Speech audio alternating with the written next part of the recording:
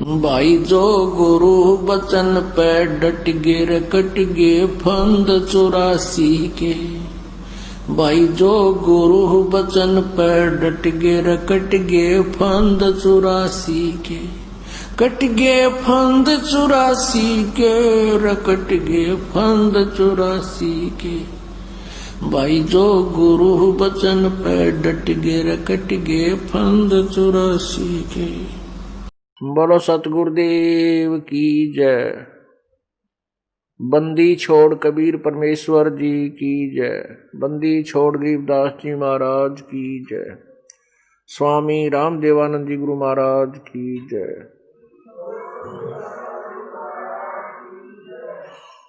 सर्व संतों की जय। सर्व भक्तों की जय।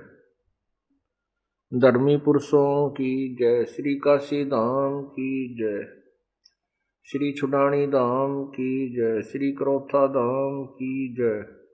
श्री बरवाला धाम की जय। सत साहिब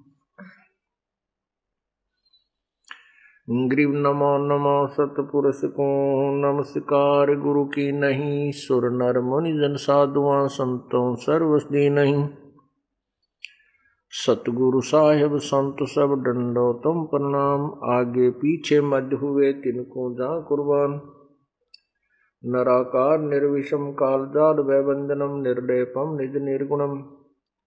अकल अनुबेशुंधुनम सोहम सुरति समाप्तम सकल समाना नीरतल। उज्ज्वल हिरंबर हरदमम बेपरवाह था है वार पार नहीं मध्यतम। ग्रीव जो सुमर सिद्ध होई गणनायक गलताना। करो अनुग्रह सोई पारस पद परवाना। आदि गणेश मनाऊं गणनायक देवन देवा। चरण कमल लो लाऊं आदंत करूं सेवा। परम शक्ति संगीतम रिद्धि सिद्धिदाता सोई। अवगत गुण अतीतम सत्पुरुष निर्मोही। जगदम्बा जगदीशम मंगल रूप मुरारी। तन मन अर्पों शीसम भक्ति मुक्ति भंडारी। सुर नर मुनि जन ध्यान ब्रह्मा विष्णु महेशा। शेष शेष मुख गावे पूजय आदि गणेशा। इंद्र कुबेर सरीखा वरुण धर्म रह जावे। समर्थ जीवन जी का मन इच्छा फल पावे। 33 कोट अधारा धावे से 88। उतरे बहु जल पारा कट है यम की फांसी। 33 कोटि अधारा धावे से 88। उतरे बहु जल पारा कट है यम की फांसी। सत साहिब कर जोरूं विनती करूं। धरूं चरण पर शीस। गुरु राम देवानंद जी महाराज ने दियो नाम बख्शीस। कोटि कोटि सिजदा करूं। कोटि कोटि प्रणाम। चरण कमल में राखियो मैं बंदी जाम गुलाम। जय इब कै सतगुरु मिले। सब दुख आँखों रोई।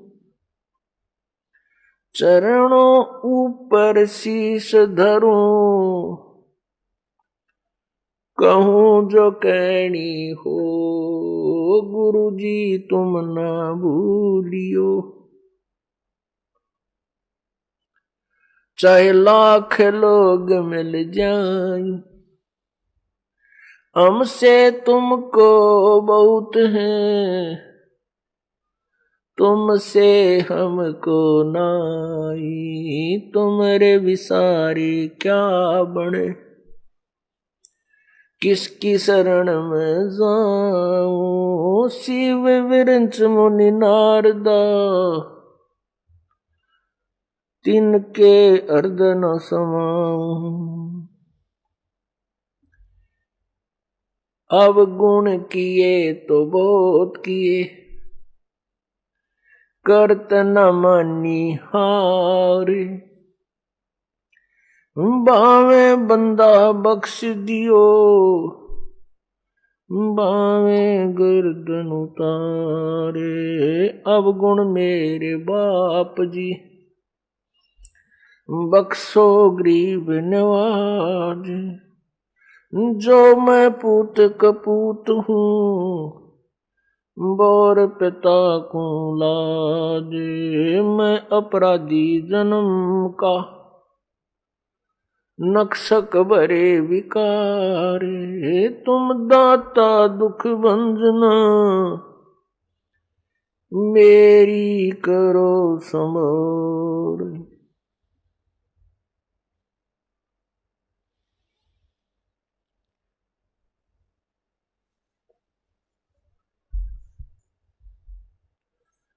कबीर लूट सको तो लूटियो, लूट सको तो लूटियो, राम नाम की लूटी, पीछे फिर पछताओगे, प्राण जाएंगे छूट।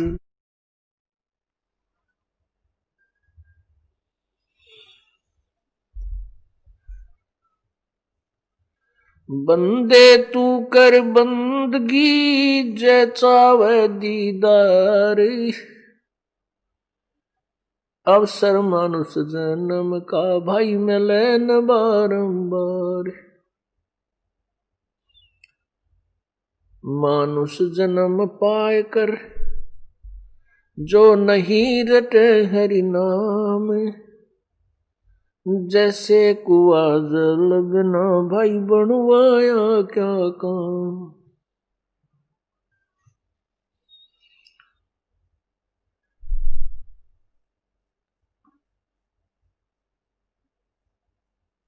जिन हर की चोरी करी, और गए राम गुण भूली, ते बिद न बागुल किए, रहे उर्द मुख झूल।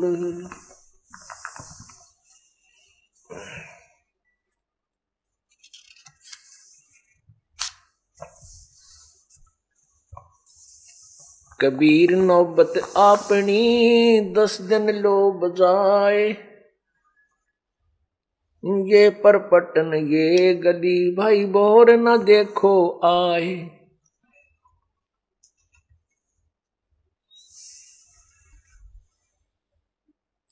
जिनके नौबत बाजती, और मंगल बंदते बार, एक हरि के नाम बिना, गए जन्म सब हार।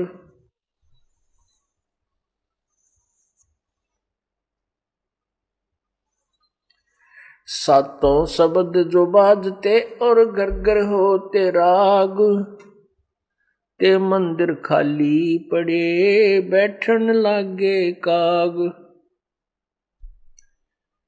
कबीरा थोड़ा जीवना, और मंडे बहुत मंडान, सब ही उभा पंथ सिर, राव रंक सुल्तान।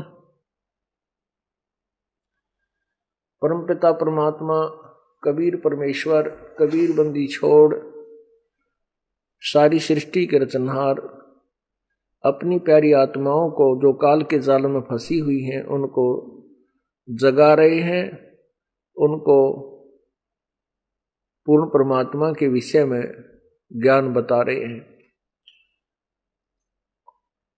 क्या बताते हैं?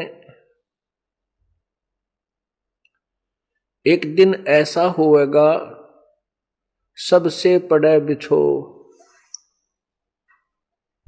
एक दिन ऐसा होएगा, सबसे पड़े बिछो, और राजा राणा राव रंक, वही सावधान क्यों ना हो।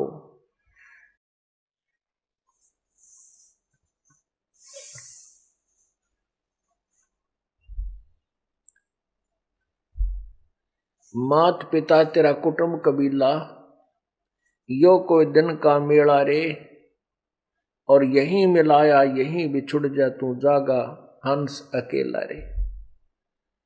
परमात्मा कहते हैं कि तू काल के जाल में फंस के इतना अनजान हो गया कि तेरा जहां जन्म हो जाता है, चाहे किसी योनि में, पशु में, पक्षी में, मनुष्य में, गधे में, कुत्ते के में, आप उसी में सेट हो जाते हो। वही भाई बहन और रिश्तेदार, माता पिता, वहीं के जो अपने मित्रों में इतने लीन हो जाते हो, आप भूल जाते हो मरने को, आप भूल जाते हो उस दिन को जिस दिन तुमने यहाँ से इनसे बिछुड़ना है। और बिछुड़ कर फिर कहाँ जाओगे, क्या होगा, इस अध्याय को आपने कति यो चैप्टर बंद कर रखा है। उस चैप्टर को खोलने के लिए, याद दिलाने के लिए परमात्मा स्वयं आते हैं या अपने कोई दास को भेजते हैं, ताकि अनजान आत्माएं अपने आप को पहचाने, तुम कौन हो, कहां से आए थे, कहां जाना है और यहां क्या कर रहे हो। जरा उनकी तरफ ध्यान दो जिन्होंने अपना सारा जीवन संतान की जो सेवा में, संतान की परवरिश में और महल और कोठी बनाने में समाप्त कर दिया। और एक दिन मृत्यु आई, उठाकर जंगल में उनका अंतिम संस्कार कर दिया। जिन कोठियों को बनाने में उसने सारा जीवन लगा दिया, जिस बैंक बैलेंस को बनाने के लिए उसने दिन रात देखा ना रात देखी, उसके साथ कुछ नहीं गया।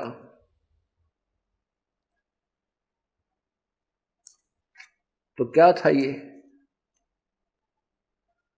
इसको याद दिलाते परमात्मा कि तुम्हारे को काल ने यहां इतना मूर्ख बना दिया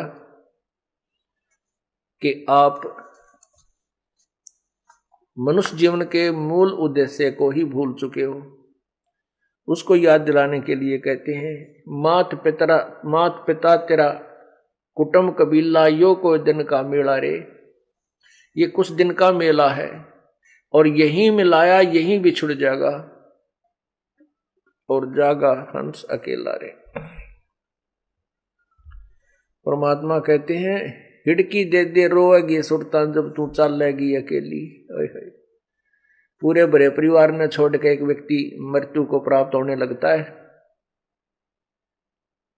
उसको फिर ये होता है, कुछ तो जो अनजान होते हैं उनको ये हो जाता है मेरे बेटियों का क्या होगा, मेरी बेटियों का क्या होगा, वो कहीं ऐसा ना हो जाए। वो तो फिर यहीं उलझ पुलझ के फिर दोबारा वहीं जन्म हो जाता है किसी पशु पक्षी के रूप में। यदि मनुष्य का संस्कार शेष है तो वो फिर वहीं क्यों नहीं के आके जन्म ले लेता पुत्र या पुत्री के रूप में, और यहीं काल के जाल में, इस कोल्लू में सदा जुड़ा रहता है। परमात्मा हमें याद दिलाते हैं कि जब तू यहां से जाएगा, कहां जाएगा कभी नहीं सोचा। इंसान घर छोड़कर चलता है किसी रिश्तेदारी में या किसी कामवश, तो चलने से पहले उद्देश्य बनाता है, मैं रात को कहाँ रुकूंगा, कोई धर्मशाला का कोई न कोई योजना बनाकर चलता है। कोई रिश्तेदार या किसी रिश्तेदार की रिश्तेदारी में तो कोई न कोई स्थान उसका एड्रेस ले लेता है वहां रात बिताने के लिए। और जब ये संसार छोड़कर जाता है, कभी नहीं सोचता कि तू कहाँ जाएगा, कहाँ तेरा ठिकाना होगा, वहां कहाँ रुकेगा। वो याद अब सत्संग से दिलाई जाती है।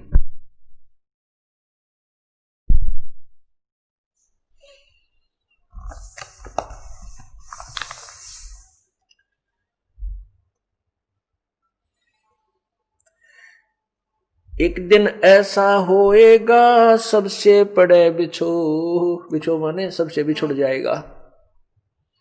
राजा राणा राव सब भाई सावधान क्यों ना हो।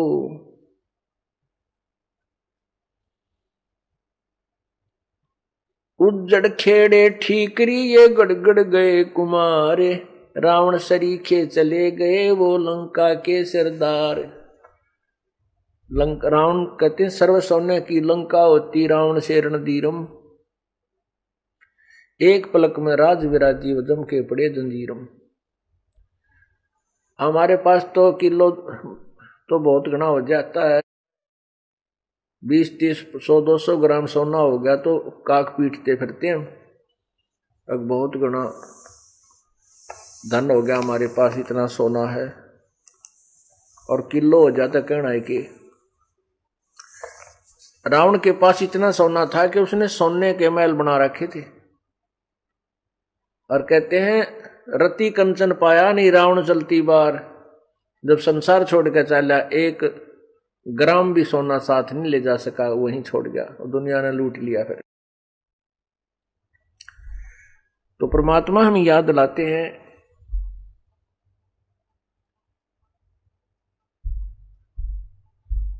ये बड़े बड़े महल बना रखे हैं और फिर ये उज्जड़ हुए पड़े, वो खेड़े बोल रहे हैं जिनको खेड़े कहते हैं।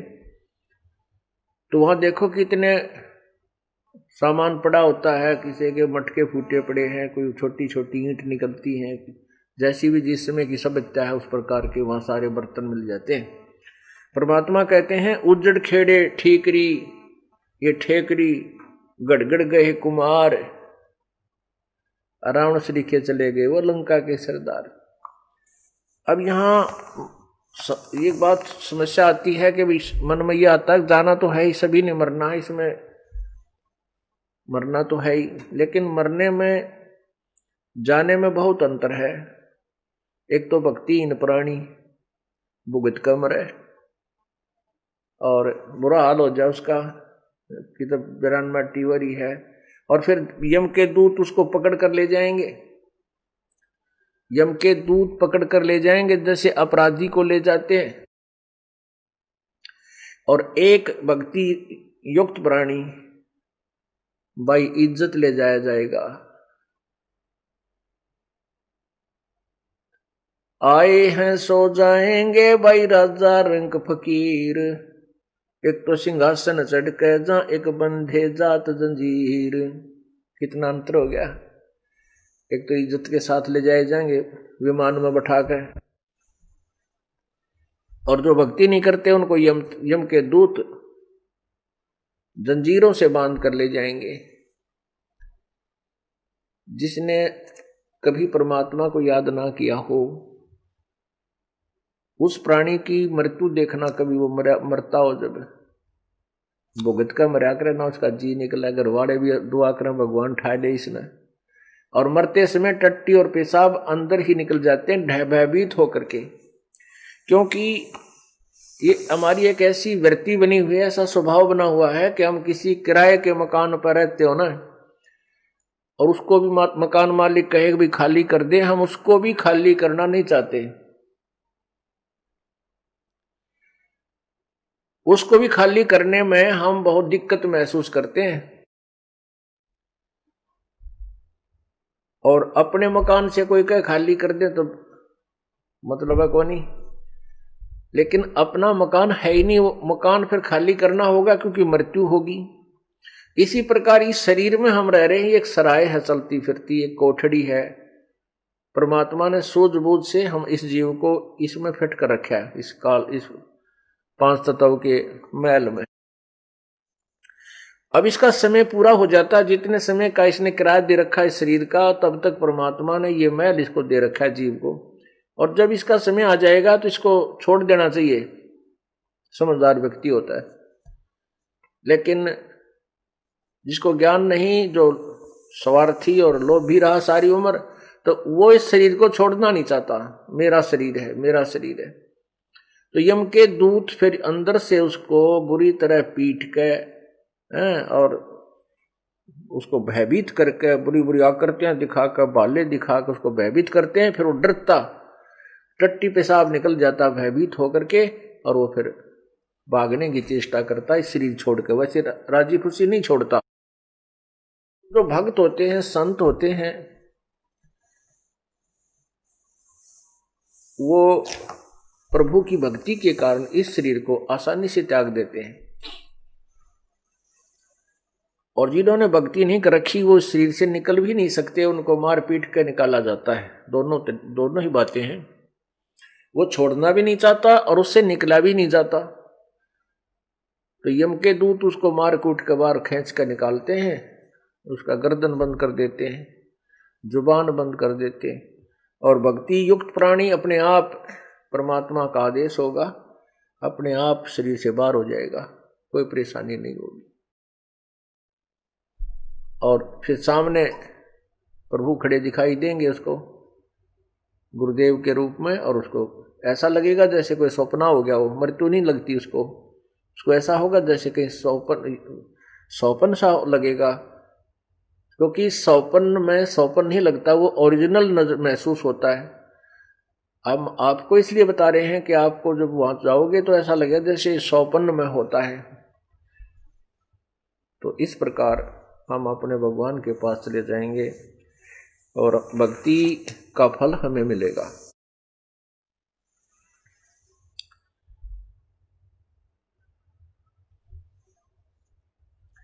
कबीरा कहाँ गर्बियो ये ऊंचा देख आवास, काल पड़े भूमि लेटना तेरे ऊपर जम घास।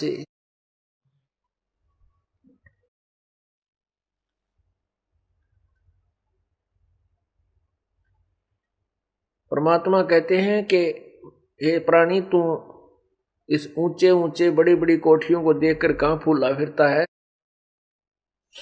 तेरी मृत्यु के उपरांत तुझे जंगल में ले जाकर के सवा कर दिया जाएगा, फूक दिया जाएगा, और तेरी उस राख के ऊपर, तेरे शरीर की राख के ऊपर घास जमेगा, और फिर उसके ऊपर के डांगर अंडा करेंगे, पशु फिरा करेंगे तेरे शरीर के ऊपर के।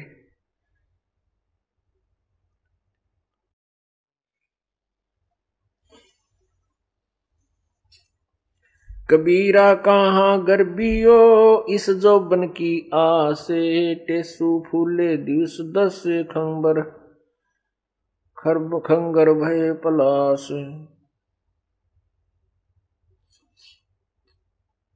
कबीरा कहाँ गर्बियो ये देही देख सुरंगे, बिछड़ वो मिलसी नहीं जो कैचुली भोजंगे।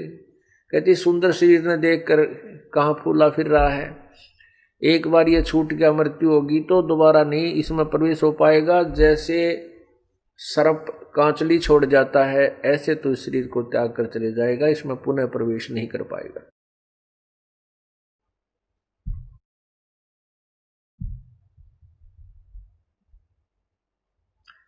कबीरा कहाँ गर्भियो ये काल गह करके से, न जाने का मारेगा के घर के परदेश। परमात्मा कहते हैं या तो भक्ति कर ले, परमात्मा मेरी शरण में आ जा, नहीं तो यू काल तेरी ब्रांड में टिकर के मारेगा, ना मेरा कितने एक्सीडेंट में दूसरे देश में यानी अपने घर से बाहर, और ना मेरा कितने घर में हार्ट अटैक हो जाएगा और बीमारी हो जाए। ये तेरी दुर्गति रखता है, इसलिए प्रभु कहते हैं हमारी शरण में आ जा। कबीरा ये ऐसा संसार है जैसा संबल फूले, दिन दस के व्यवहार को झूठे रंग न भूले। पाकी खेती देख करे गर्बे कहाँ किसान, अब हो अज हो झोला बहुत है घर आले तब जान। परमात्मा हमें हर तरह से सतर्क करते हैं, कहते हैं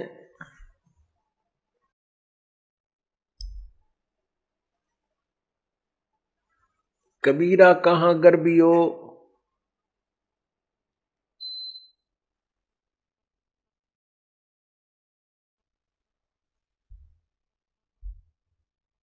कबीर ऐसा ये संसार है जैसा संबल फूल। कहते हैं सुअ संबल से या और लागे डोडे ढूंढ।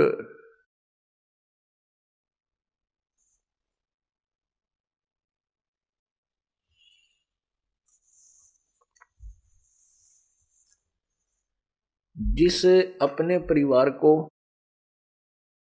संपत्ति को हम अपना मान करके इसके ऊपर आसक्त हो चुके हैं, परमात्मा हमें याद दिलाते हैं कि ये तेरा नहीं है, और हमारी क्या टेंडेंसी है, हमारा क्या स्वभाव है इस प्राणी का। जन्म होता है, फिर बालक होते हैं, बच्चे, बचपन होता है, फिर कोई शिक्षा ग्रहण करते हैं, युवा हो जाते हैं, शादी हो जाती है, अपने अपने व्यवसाय जैसा भी उनका संस्कार है उसमें हम लग जाते हैं। फिर हमारे फिर क्या सोच होती है कि भगवान हमें संतान दे, संतान होगी तो इनकी परवरिश करें और इनको पाल पोस करके अच्छे इनकी जो ना व्यवस्था करवा दें, और फिर भगवान इनका ब्याह कर दे, इनकी शादी हो जा, और शादी हो जाए फिर इनके बच्चे हो जाएं, और फिर हम बेशक मर जाएं। कई बूढ़े बैठ कर बतलाया करें, तो आपस में कहते थे जब हम छोटे छोटे सुना करते, अब याद आती हैं, क्योंकि अब तो उस अक्षेत्र के उस विचारों के व्यक्ति हमारे पास बैठते ही नहीं, हमारे पास तो भगता हुए हैं और जो भगवान को चाहने वाले। लेकिन इस मार्ग पर लगने से पहले जिस समाज में हम रहते थे वो क्या बतलाया करते, वो क्या करते, दो लड़के हैं भाई, दो लड़की, परमात्मा ने उनका मौज कर दी, सबका बेटा बेटी है और हमारा जीवन सफल हो गया। उनकी शादी कर दी, उन्होंने काम संभाल लिया, अपना खूब बढ़िया गुजारा हो रहा है और हमारा जीवन सफल हुआ। भगवान बेशक ठाले, हमारी मृत्यु बेशक हो जाए। तो यहां परमात्मा कहते हैं कि जीवन सफल कहां हुआ, ये तो तेरा जीवन असफल हो गया, क्योंकि मनुष्य जीवन का जो मूल काम था उसका तुझे ज्ञान नहीं, और जो वो करना चाहिए था तूने, जो करना था वो तूने किया नहीं। जो तूने किया वो तेरा पूर्व निर्धारित था, जो तुझे प्राप्त हुआ। जैसे हम चाहते हैं शादी होते ही, एक ऐसी वृत्ति बनी हुई है समाज की इस काल प्रेरणा से कि सबसे पहले हम लड़का होने की उम्मीद करते हैं। जब शादी हो जाए तो हम ये सोचते हैं परमात्मा एक लड़का हो, पर पहला ही, फिर चाहे बेशक बेटी हो जाए। वैसे तो अब तो बुद्धिमान समाज हो गया है, बेटी और बेटी में कोई अंतर नहीं होना चाहिए। ये तो काल का जाल है हमें परेशान करने के लिए और अननेसेसरी जो हरासमेंट करने के लिए। लड़के के लिए उम्मीद की थी लेकिन लड़की होगी, फिर ये सोचते हैं परमात्मा दूसरा तो लड़का हो ही हो, दूसरी भी लड़की होगी। फिर क्या, फिर अर्ज करते हैं परमात्मा, ये कहता है एक लड़का होना चाहिए, तीसरी भी लड़की होगी, चौथी भी लड़की होगी। तो कहने का भाव ये है, ना तो हमारा चाहा हुआ और ना हमारा किया हुआ, केवल वही हुआ जो हमारे भाग में लिखा था, वही हमें मिला, वही बेटे मिले, उतनी बेटी मिली, उतनी संपत्ति मिलेगी और उतनी ही मिली। हमारा किया तो कुछ हुआ नहीं, ये तो आपका पिछले जन्म का संस्कार पर जो ना फलीभूत हुआ है। अब तूने इस जन्म में जो करना चाहिए था, जो तुझे अगले जन्म में मिला, वो शुरुआत भी ना की और फिर कहता है मेरा जीवन सफल हो गया। तूने तो जीवन बर्बाद कर दिया, असफल कर दिया। नालायक, जो करना था वो छेड़ा भी को नहीं, शुरुआत भी नहीं की इसकी।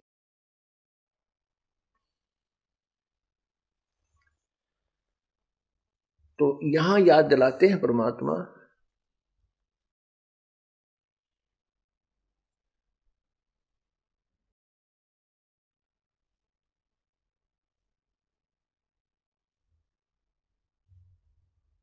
जैसे एक संभल का वृक्ष होता है, संभल, उस संभल के वृक्ष के फल बहुत ही अच्छे होते हैं, फूल भी बढ़िया होते हैं। देखने में तो वो फल इतने अच्छे होते हैं कि बहुत ही स्वादिष्ट होंगे, इनमें बहुत खाद्य पदार्थ पाओगा।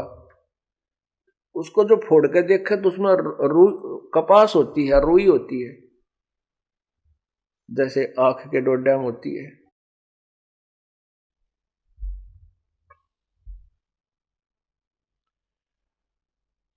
एक तोता पक्षी होता है, वो तोता पक्षी जो है ना पके हुए फलों को खाता है, और जब वो संभल का वृक्ष बड़ा होता है तो उसको तोता उस पर आस रखता है कि ये वृक्ष बड़ा होगा, इसका फल लगेंगे।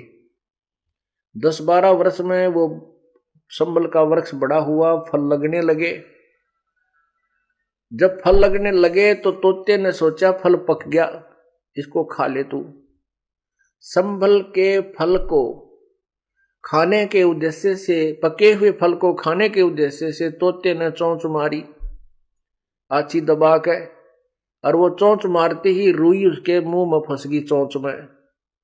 अब उसने सोचा था आनंद लूंगा, फल मीठा फल पाओगा, खाऊंगा, और वह चोंच फंस गई उसकी चोंच में, उसने वह रुई फंस गई उसकी चोंच में, जान बचानी मुश्किल होगी। अब हमें क्या बताते हैं परमात्मा कि जिस परिवार की पोषण में इस परिवार रूपी तूने जो पेड़ लाया है, इसके आस में ये सोचता है ये बुजुर्ग, ये व्यक्ति के बुढ़ापे में मन मौज हो जाएगी, बच्चा ने पाल पोस दूंगा, इनकी ब्याह शादी कर दूंगा, और फिर मेरे आराम से ठाठते रहूंगा। बुढ़ापे में तो रह लिया ठाठते, तेरा जिए जानेगा, अच्छा तू ठाठते रहेगा। तो ये पहले याद दिलाई जाती है कि बुढ़ापे में किस कोई सुख का सांस तो नहीं ले सकता, ना तू दान कर सकता, क्योंकि बच्चे सारी संपत्ति पर गिंडली मार के बैठ जाएंगे सांप की तरह, एक चौने नहीं देंगे, मांग के लेनी पड़ेगी, वो भी राजी हो गए दे देंगे, ना नहीं देंगे। और ना फिर तो कितना सफर कर दोगा बुढ़ापे में, एक सत्संग सुन चला जा, समस्या बहुत आ जाएंगी, कदे कड़ दुख है, कदे सिर दुख है, कदे जाड़ पड़वानी, कदे आंख पड़वानी, कदे बीपी हाई, कभी लो, क्यों बुढ़ापे में शरीर कम वीक हो जाता है। इसका तो सीमा दे रखी है भगवान ने, इतने समय के बाद इसमें स्थिति परिवर्तन आएगा ही आएगा। तो परमात्मा हमें याद दिलाते हैं कि तू पहले कर जो करना है, ऋण, भक्ति और दान, ये तीनों काम जवान। फिर भी जो बुजुर्ग हैं, बूढ़े हैं, पुण्यात्मा हैं, यदि परमात्मा के नाम पर लग जाएंगे तो परमात्मा धीरे धीरे उसका रास्ता खोलेगा, उसके शरीर में भी सुख देगा, उनके बच्चों की बुद्धि में परिवर्तन करेगा, क्योंकि प्रभु प्रबल शक्ति है, वो हर परिवर्तन कर सकता है। तो कहने का भाव यह है कि जो पहले लग गए तो बहुत अच्छा, उसके बच्चे भी ठीक लाइन पकड़ जाएंगे, उनकी पुत्र वधुआ होंगी, वह भी भगवान होंगी, भगवान के चरणों में लग जाएंगी, पूरे परिवार में एक सुथरा माहौल बना रहेगा। और जो परमात्मा से दूर हैं या बिल्कुल लास्ट में आएंगे, कोई ऐसी घबराने की बात नहीं है, लाभ उसको भी मिलेगा, लेकिन उसी रेसों में मिलेगा। एक बार ये दास सत्संग कर रहा था, एक बूढ़ा बुजुर्ग दूर अपने मतलब दूसरे बेटे की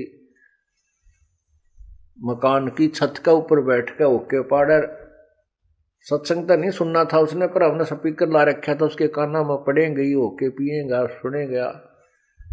तो अगले दिन वो बुजुर्ग आके कहने लगा, महाराज जी आपकी बात सुनी, मेरा तो कलेजा पाटन हो गया, मेरा तो कलेजा मुंह को आने लगा, आपने जो ज्ञान सुनाया, सत्संग सुनाया।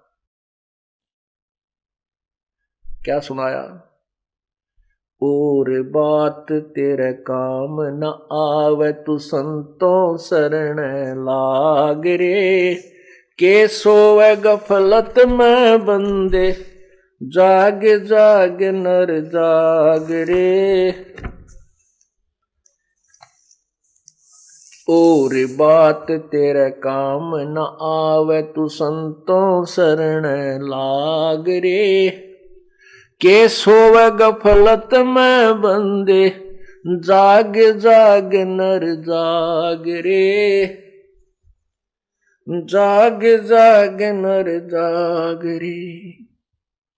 और तन सराय में जीव मुसाफिर, करता रहे दिमाग रे, तन सराय में जीव मुसाफिर, करता रह दिमाग रे, रात बसेरा कर ले डेरा, चले सवेरा त्याग रे, चले सवेरा त्याग रे। और बात तेरे काम न आवे, संतों शरण लाग रे, के सोवे गफलत में बंदे, जाग जाग नर जाग रे, जाग जाग नर जाग रे।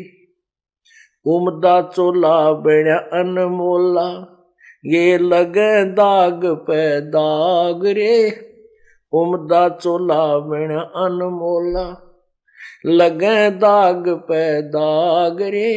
दो दिन की गुजरान जगत में, क्यों जड़े बिरानी आग रे, जड़े बिरानी आग रे। और बात तेरे काम न आवे, संतों शरण लाग रे, के सोवे गफलत में बंदे, जाग जाग नर जाग रे। भाई को बद का चढ़ी चढ़री चित पे, तू होया मनुष्य से नाग रे, को बद का चढ़ी चढ़ रही चित पे, तू होया मनुष्य से नाग रे। सूझे नहीं सजन सुख सागर, बिना प्रेम बैराग रे, बिना प्रेम बैराग रे। और बात तेरे काम न आवे, संतों शरण लाग रे, के सोवे गफलत में बंदे, जाग जाग नर जाग रे, जाग जाग नर जाग रे। अर सुमर सो हंस कवावे, ये कामी क्रोधी काग रे, अर सुमर सो हंस कवावे, कामी क्रोधी काग रे। भौरा न भर में विष के बन में, चल बेगमपुर बाग रे, चल बेगमपुर बाग रे। और बात तेरे काम न आवे, संतों शरण लाग रे, के सोवे गफलत में बंदे, जाग जाग नर जाग रे, जाग जाग नर जाग रे। भाई शब्द सैन सतगुरु की पछाणी, पाया अटल सुहाग रे, शब्द सैन सतगुरु की पछाणी, पाया अटल सुहाग रे। नितानंद महबूब गुमानी, परगट्य पूर्ण बाग रे, परगट्य पूर्ण बाग रे। और बात तेरे काम न आवे, तू संतों शरण लाग रे, के सोवे गफलत में बंदे, जाग जाग नर जाग रे, जाग जाग नर जाग रे। सत साहिब।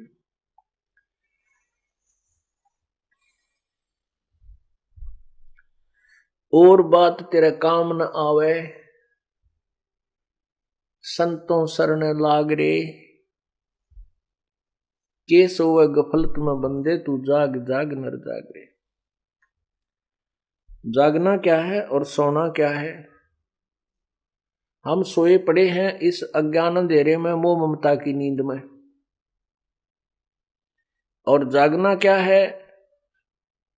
हमने इस तत्व ज्ञान को ग्रहण करके परमात्मा के ज्ञान के चांदने में, रोशनी में हमने कदम रखने हैं। जैसा प्रभु का विधान है उसके अनुसार हमने चलना है, ताकि हम दोषी ना हो।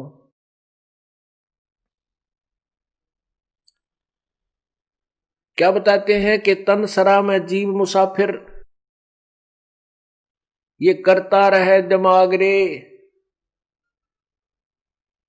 अपनी अपनी सोच में हर इंसान सोचता रहता है, अपने अपने सतर की जो बुद्धि उसकी दी है भगवान। अब जैसे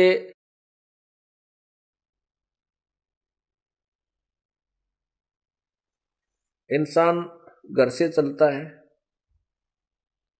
पता नहीं कहां तक की उम्मीद ला रखी होती है, जाता है, फिर शाम को नाइट सर्विस से वापस आ जाता है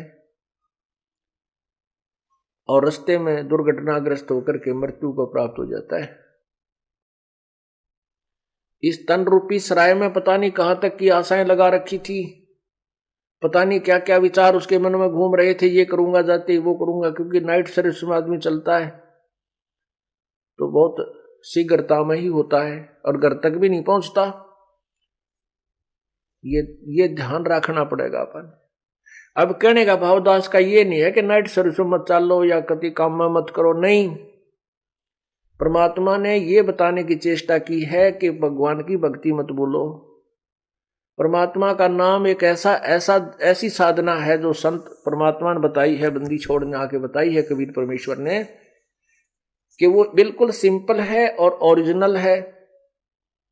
जैसे कोई हठ योग कर साधना करना चाहता है तो मजदूर कर सकता नहीं, किसान कर सकता नहीं, कोई दुकानदार कर सकता नहीं, सर्विसमैन कर सकता नहीं, तो हम भक्ति नहीं कर सकते अगर उस हठ योग वाले योगियों ने देखे जो जंगल में जाकर बैठ के आंख नीचे बैठे रहते हैं।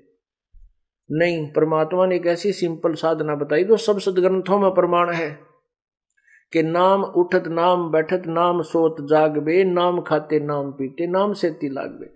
चलते फिरते उठते बैठते भगवान की भक्ति करनी है। जैसे आपके पास नाम है, भक्ति मिल गई आपको, ठीक है।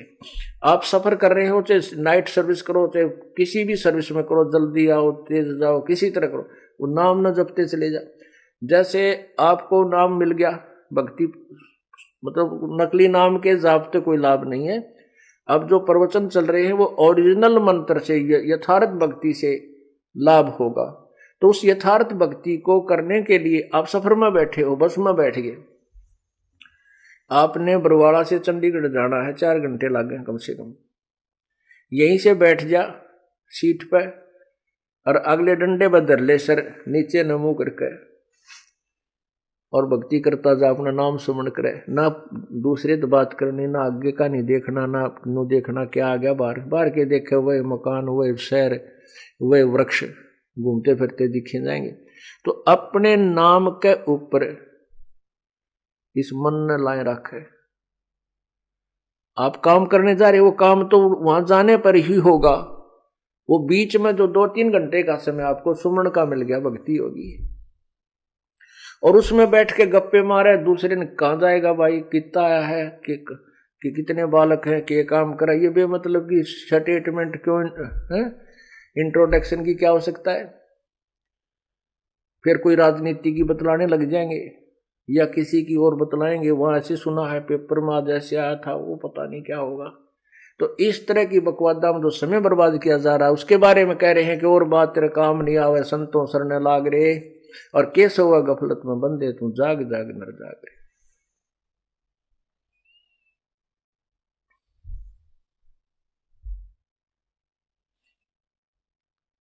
फिर कहते इस तन सरा में जीव मुसाफिर करता रहे दिमाग रे, रात बसेरा कर ले डेरा चले सुबेरा त्याग रे। जो जीवन आपकी एक रात्रि है और जब ये जीवन पूरा होगा स्वप्न टूटेगा आपका, एक स्वप्न है ये। कहते सपना साजा टूट उठ कर मुंड पकड़ रोए।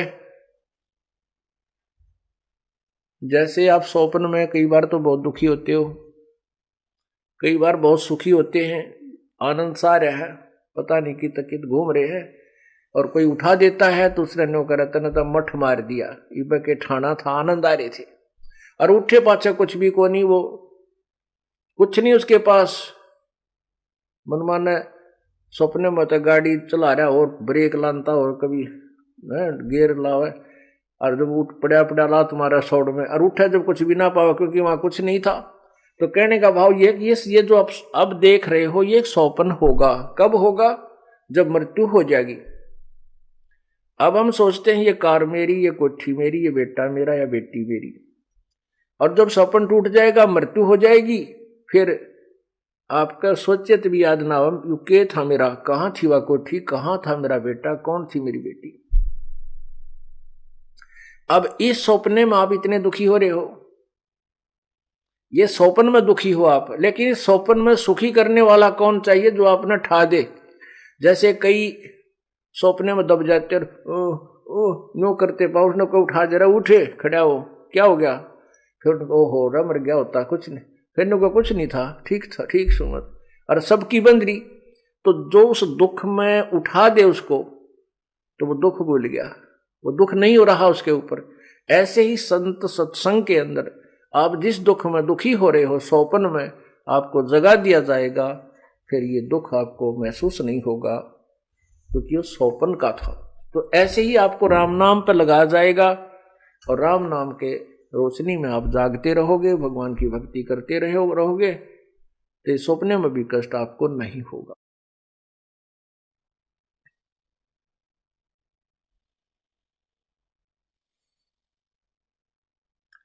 रात बसेरा कर ले डेरा, चले सवेरा त्याग रे।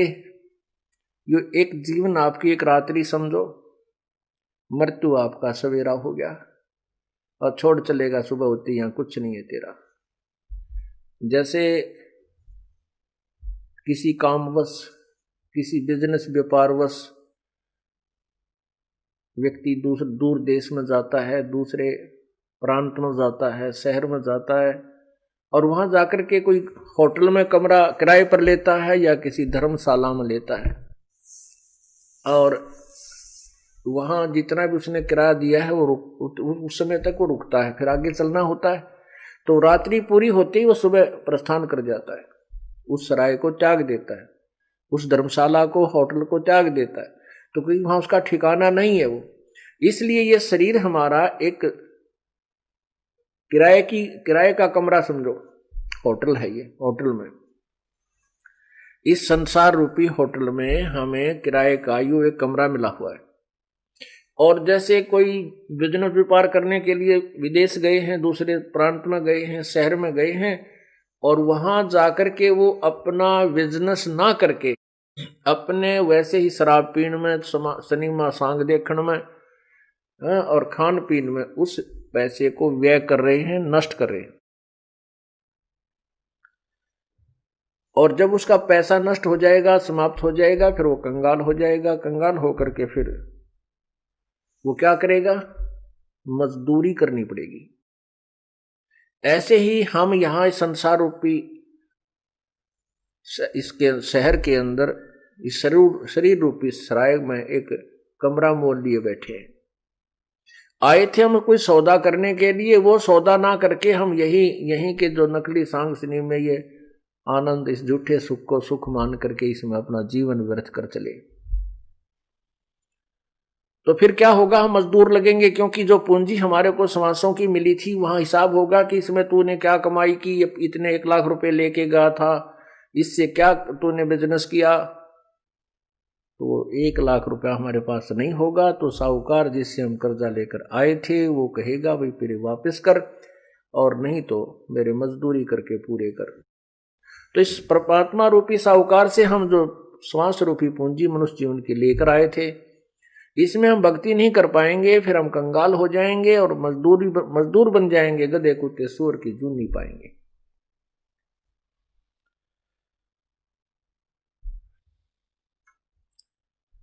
इसलिए बताया कि तन सरा में जीव मुसाफिर करता रहे दिमाग रे। इस तन सरा में, धर्मशाला में, जो जीव मुसाफिर, ये एक यात्री है, और इसमें ये अपनी अपनी सोचते अटकल लाए बैठा है। अपनी नहीं चलेगी यहां पर, तो परमात्मा के विधान अनुसार हमने स्वीकार करना होगा, और परमात्मा का विधान हमारे सदग्रंथ है, उसके अनुसार हमें अपना जीवन सुचारू करना पड़ेगा।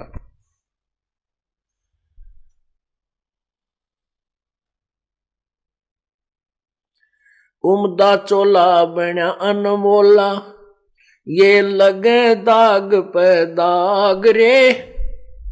उमदा चोला बना अनमोला, लगे दाग पे दाग रे। 2 दिन की गुजरान जगत में, क्यों जड़े बिरानी आग रे, जड़े बिरानी आग रे। ओहो, ये उमदा चोला बना अनमोला, इससे मनुष्य जीवन की कोई कीमत नहीं, बहुत ही अनमोल है। जैसे सतनाम के सुमरण की, सतनाम के एक श्वास के द्वारा विधिवत पूरे संत से मर्यादा में रहते हुए स्मरण करने की जो कीमत है। सतनाम पालड़े रंग होरी हो, भाई 14 लोक चढ़ावे राम रंग होरी हो। 3 लोक पासंग धरे रंग होरी हो, तो ना तुले तुलाया राम रंग होरी हो। एक श्वास का मंत्र है 2 मंत्र का, जिसमें एक ओम मंत्र है, दूसरा तत्व वो सांकेतिक है, वो उसको बताया जाता है जो उपदेश लेता है इस दास से। और ये श्वास उस श्वास से इसका सिमरण होता है, उसको सतनाम कहते हैं। तो कहते हैं सतनाम पालड़ा रंगोरी हो, तराजू यानी एक तुला, एक बैलेंस के एक पालड़े में एक साइड में तो एक श्वास का मंत्र धर दे की कीमत रख दे सतनाम की, और दूसरे पलड़े में ये 14 लोक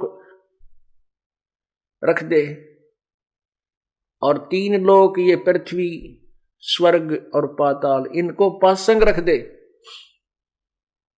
पहले तो पासंग समझावा आपको किसे कहते हैं, क्योंकि इस ज्ञान को समझने के लिए हमने सारे ही इन संकेतों को समझना पड़ेगा। पहले तुला या तराजू होया करती ना ताखड़ी, इसमें एरर होती थी, त्रुटि।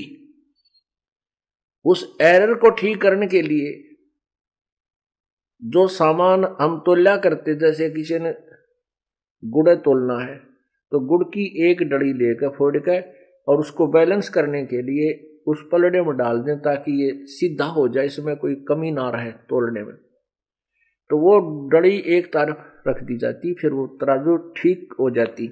तो जिस तरफ वो गुड़ की डला रखा है उसी साइड में बट्टे रखे जाते थे, उसी साइड में बट्टे रख करके बाट, और दूसरी साइड में फिर गद्दागद वो गुड़ तोला जाता था। अब क्या बताते हैं, इंसान एक हमारी कितनी वृत्ति खराब होगी है क्योंकि ज्ञान बिना। पहले तो हम सोचा सरपंच बन जावा गांव का, हो क्या बात की, फूले नहीं समाओ ढोल बजावा, हाँ, और नाचे कूदे।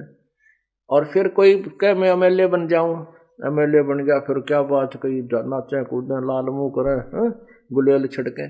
और फिर क्या मंत्री बन जाऊं, कहना है क्या, एक क्षेत्र का मुख्यमंत्री बन जाऊं, फिर तो बस धरती तोल दे। और राष्ट्र प्रधानमंत्री बन जा किसी राष्ट्र का तो कहना है क्या। परमात्मा कहते पूरी पृथ्वी का राजा और तीनों स्वर्ग का भी राजा, स्वर्गलोक, पृथ्वी का राजा पृथ्वी लोक में, और ये 3 लोक पाताल लोक में पाताल लोक का राजा। यानी तीनों लोक तो पासिंग घेर दे व्यर्थ में, वो तो सौदे में आता है नहीं, वो जो पासिंग होती है उसका तो कितना खाता ही नहीं है। और 14 लोक चढ़ावे राम रंगोरी हो। एक सिमरन की कितनी कीमत है, मनुष्य के एक श्वास की पूंजी आपको बताई जा रही है, कितनी वैल्यू है, कितनी कीमत है। क्या बताते हैं, सतनाम पालड़े रंग होरी हो, और दूसरे में 14 लोक चढ़ावे राम रंग होरी हो। 3 लोक पास्यंग धरे रंग होरी हो, तो ना तुले तुलाया राम रंग होरी हो। होरी माने खुशी मनाई जाती है।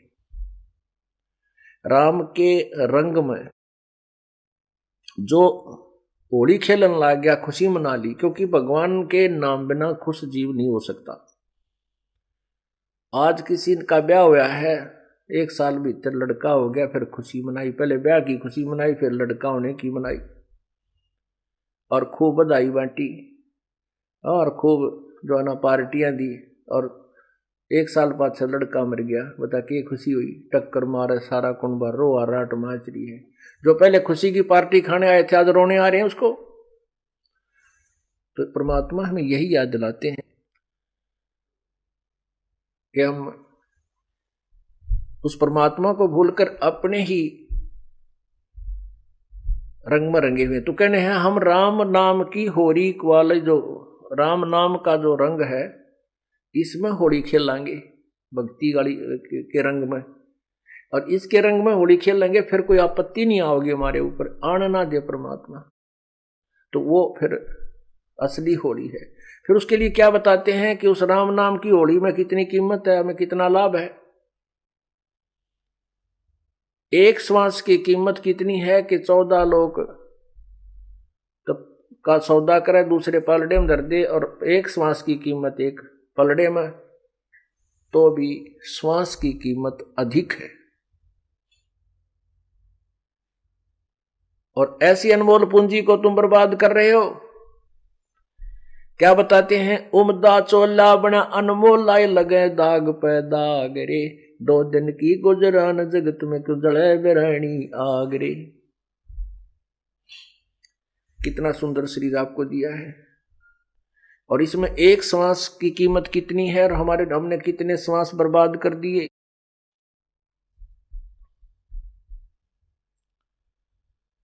ये शरीर जब हमारा छूटेगा, 2 दिन की गुजरान, यानी जरा सा समय है, ये बहुत ही कम समय है। हमने देखो प्रतिदिन सूर्य उदय हो रहा है और अस्त हो रहा है, अर्थात दिन रात बन रहे हैं।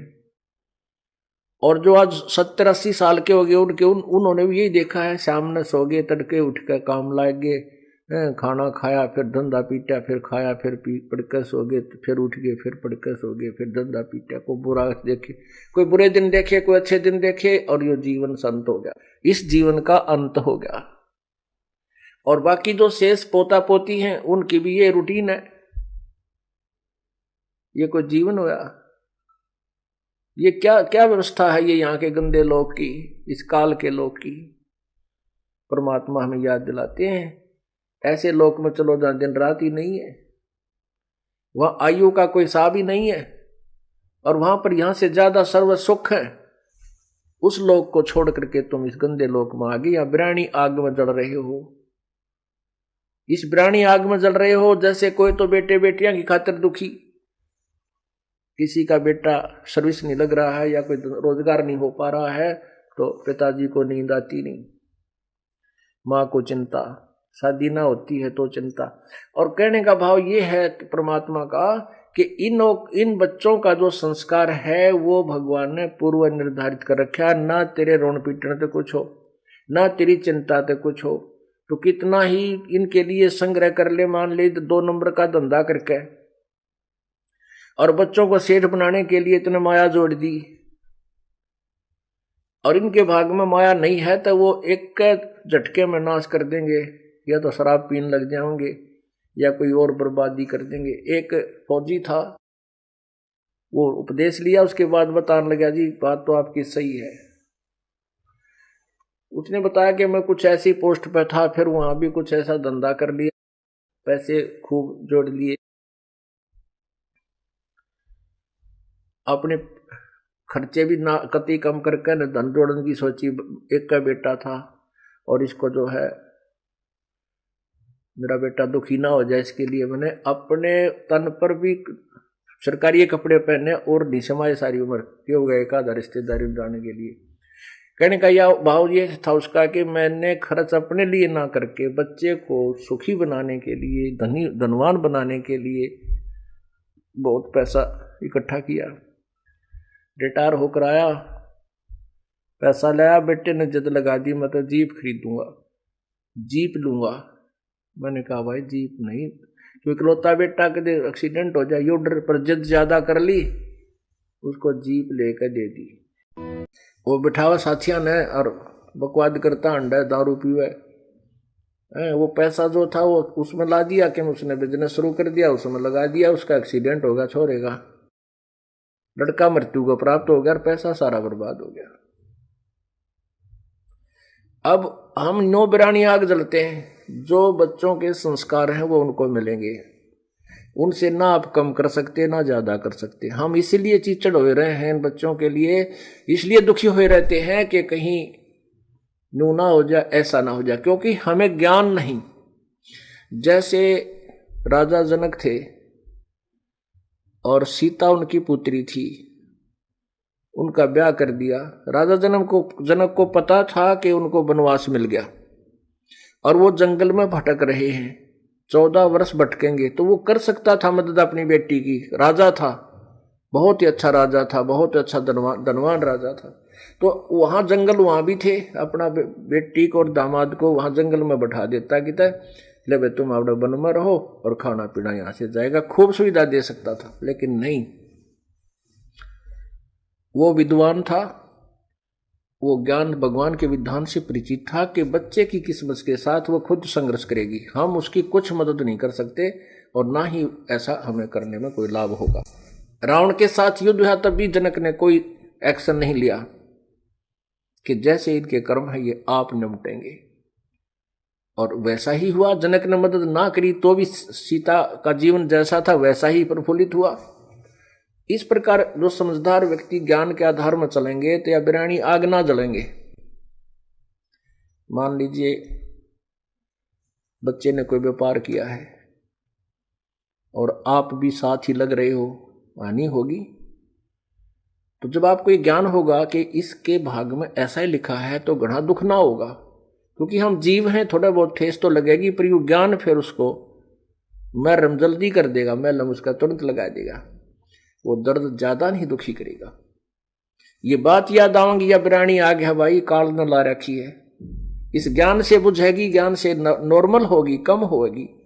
और जो सत्संग नहीं सुनते हुए रात ने भी मुंह ढक कर रोए, जा क्या होगा बेटा दुखी हो गया, हाय मर गया, नाश हो गया, तो यह आग बिरानी जलेगा। और नाम जिसके पास है भक्ति करेगा, भगवान ने रोआ भी का तो भगवान तुरंत उसको सांत्वना देगा, कहीं ना कहीं से समाधान करके देगा और बचाएगा। फिर कहते हैं कुबद कांचड़ी चढ़ी चित पे तू हो गया मनुष्य नागरे, सूझे नहीं सजन सुख सागरे बिना प्रेम बैरागरे। या कुबद कांचड़ी चढ़ी चित पे और होया मनुष्य नागरे। ओए होए, एक बहुत बड़ा अधिकारी था, उसका इकलौता पुत्र, उसको बहुत अच्छी तरह शिक्षा देने के लिए उच्च मतलब अच्छे हाई फाई स्कूलों में उसको प्रवेश दिला के पढ़ा रहा था। एक गांव में एक बहन थी, उसका पति मर गया और उसके 15-16 एकड़ जमीन थी, और वो हकीकियों की लड़ाई संघर्ष में मार दिया किसी ऐसे झगड़े पर। तो उसको ये चिंता होगी थी कहीं तेरे बेटे ने भी ना मार दे, इकलौता पुत्र था उसका भी माई का।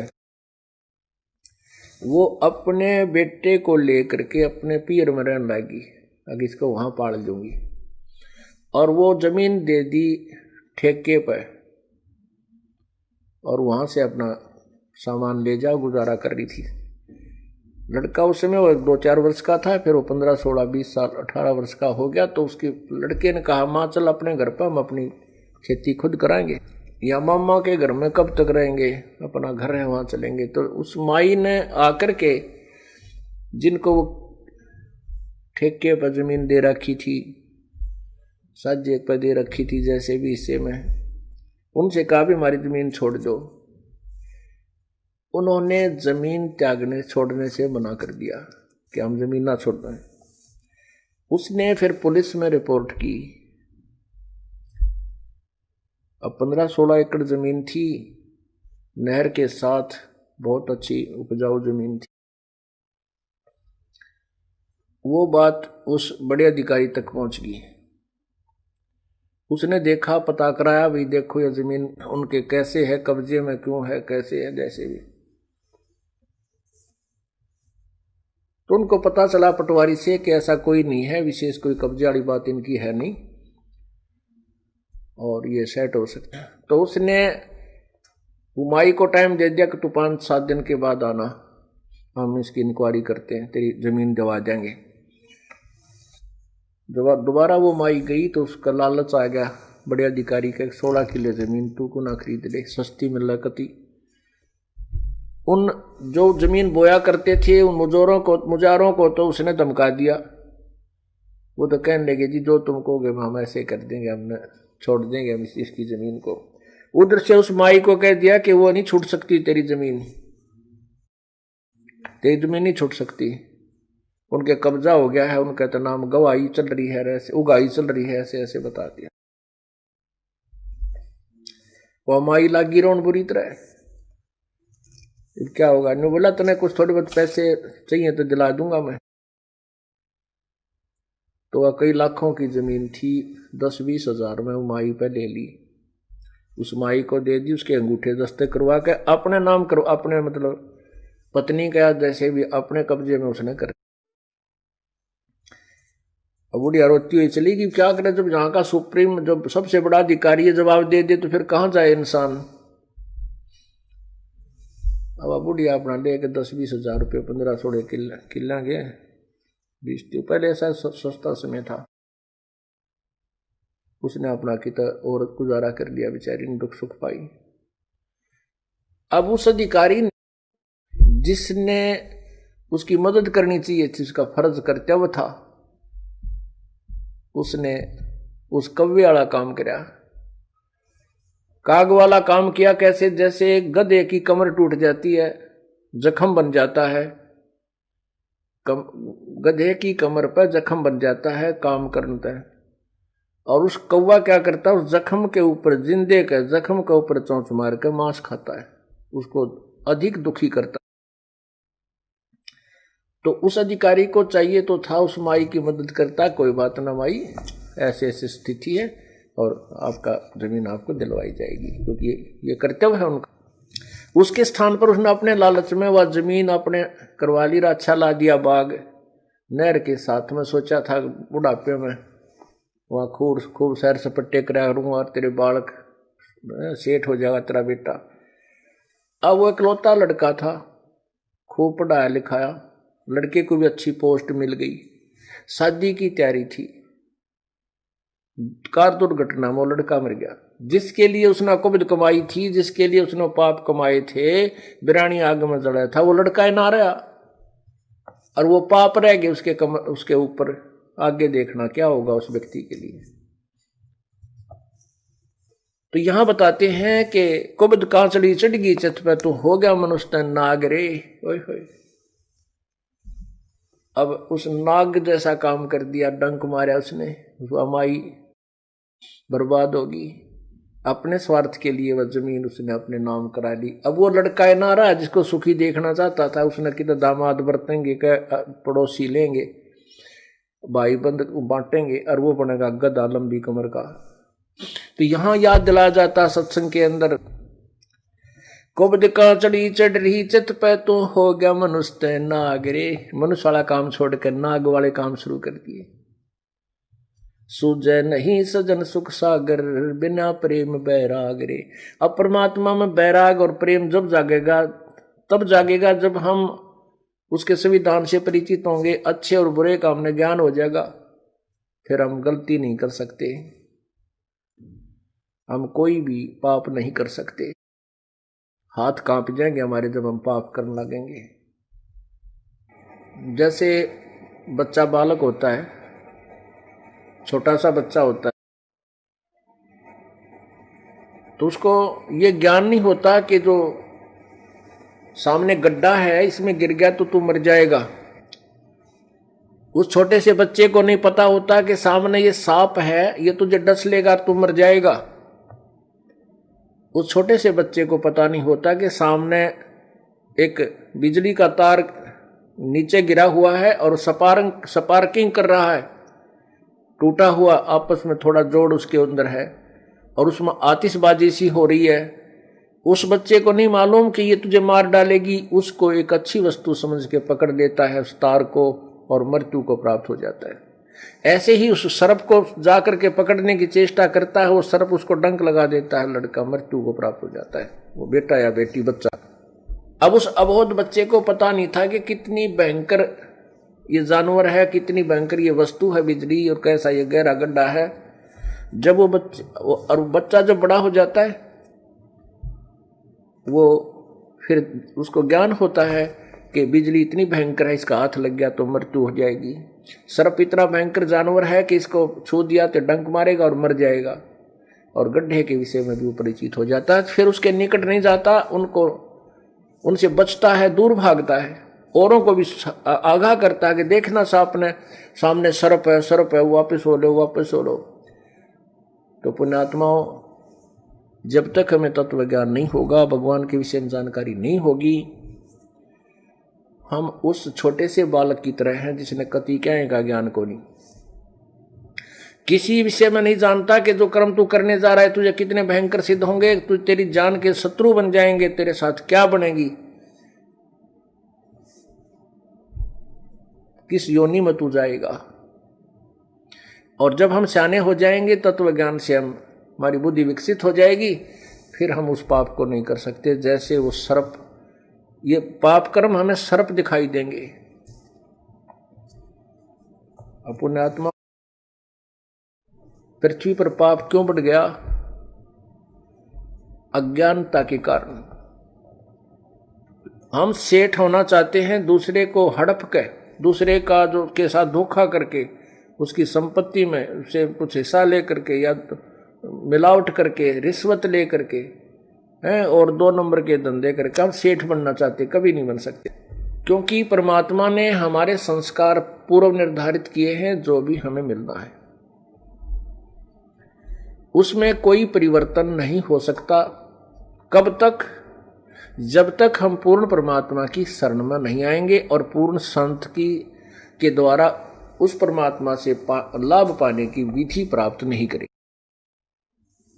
तो तब तक आपके किसी भी संस्कार में कोई परिवर्तन नहीं हो सकता। एक व्यक्ति था, उसने बताया कि ये ज्ञान सुनने के बाद आंखें खुल जाती है इंसान की।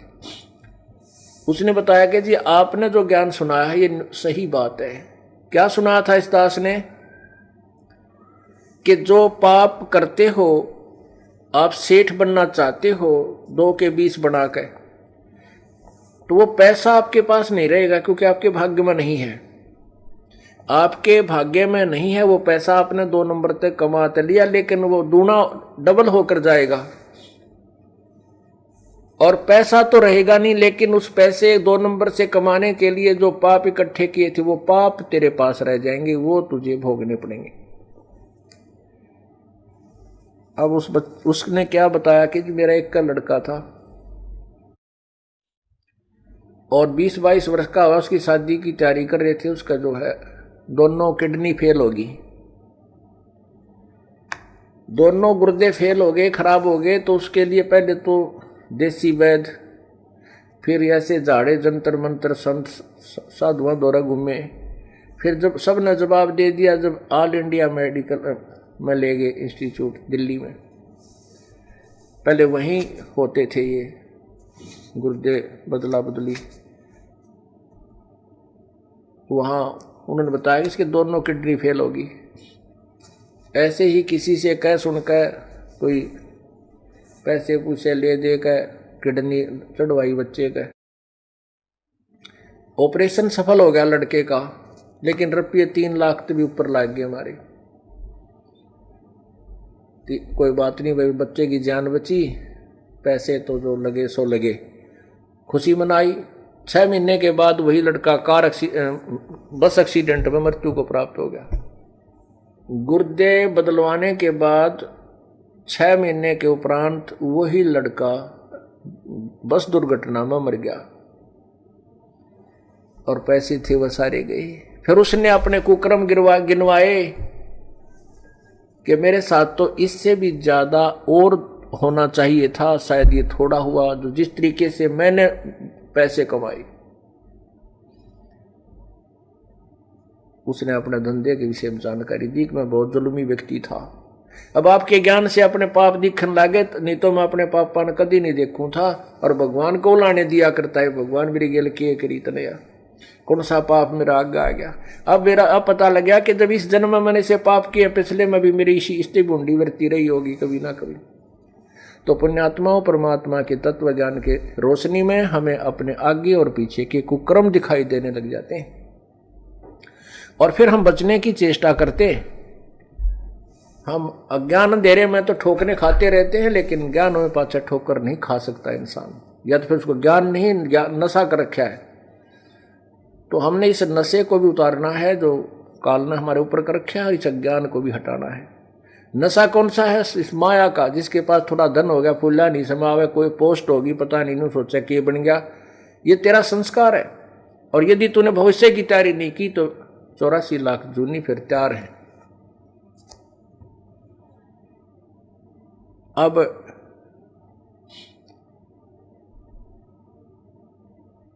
कुबद कांचड़ी चढ़गी चित पे तू होया मनुष्य नागरे।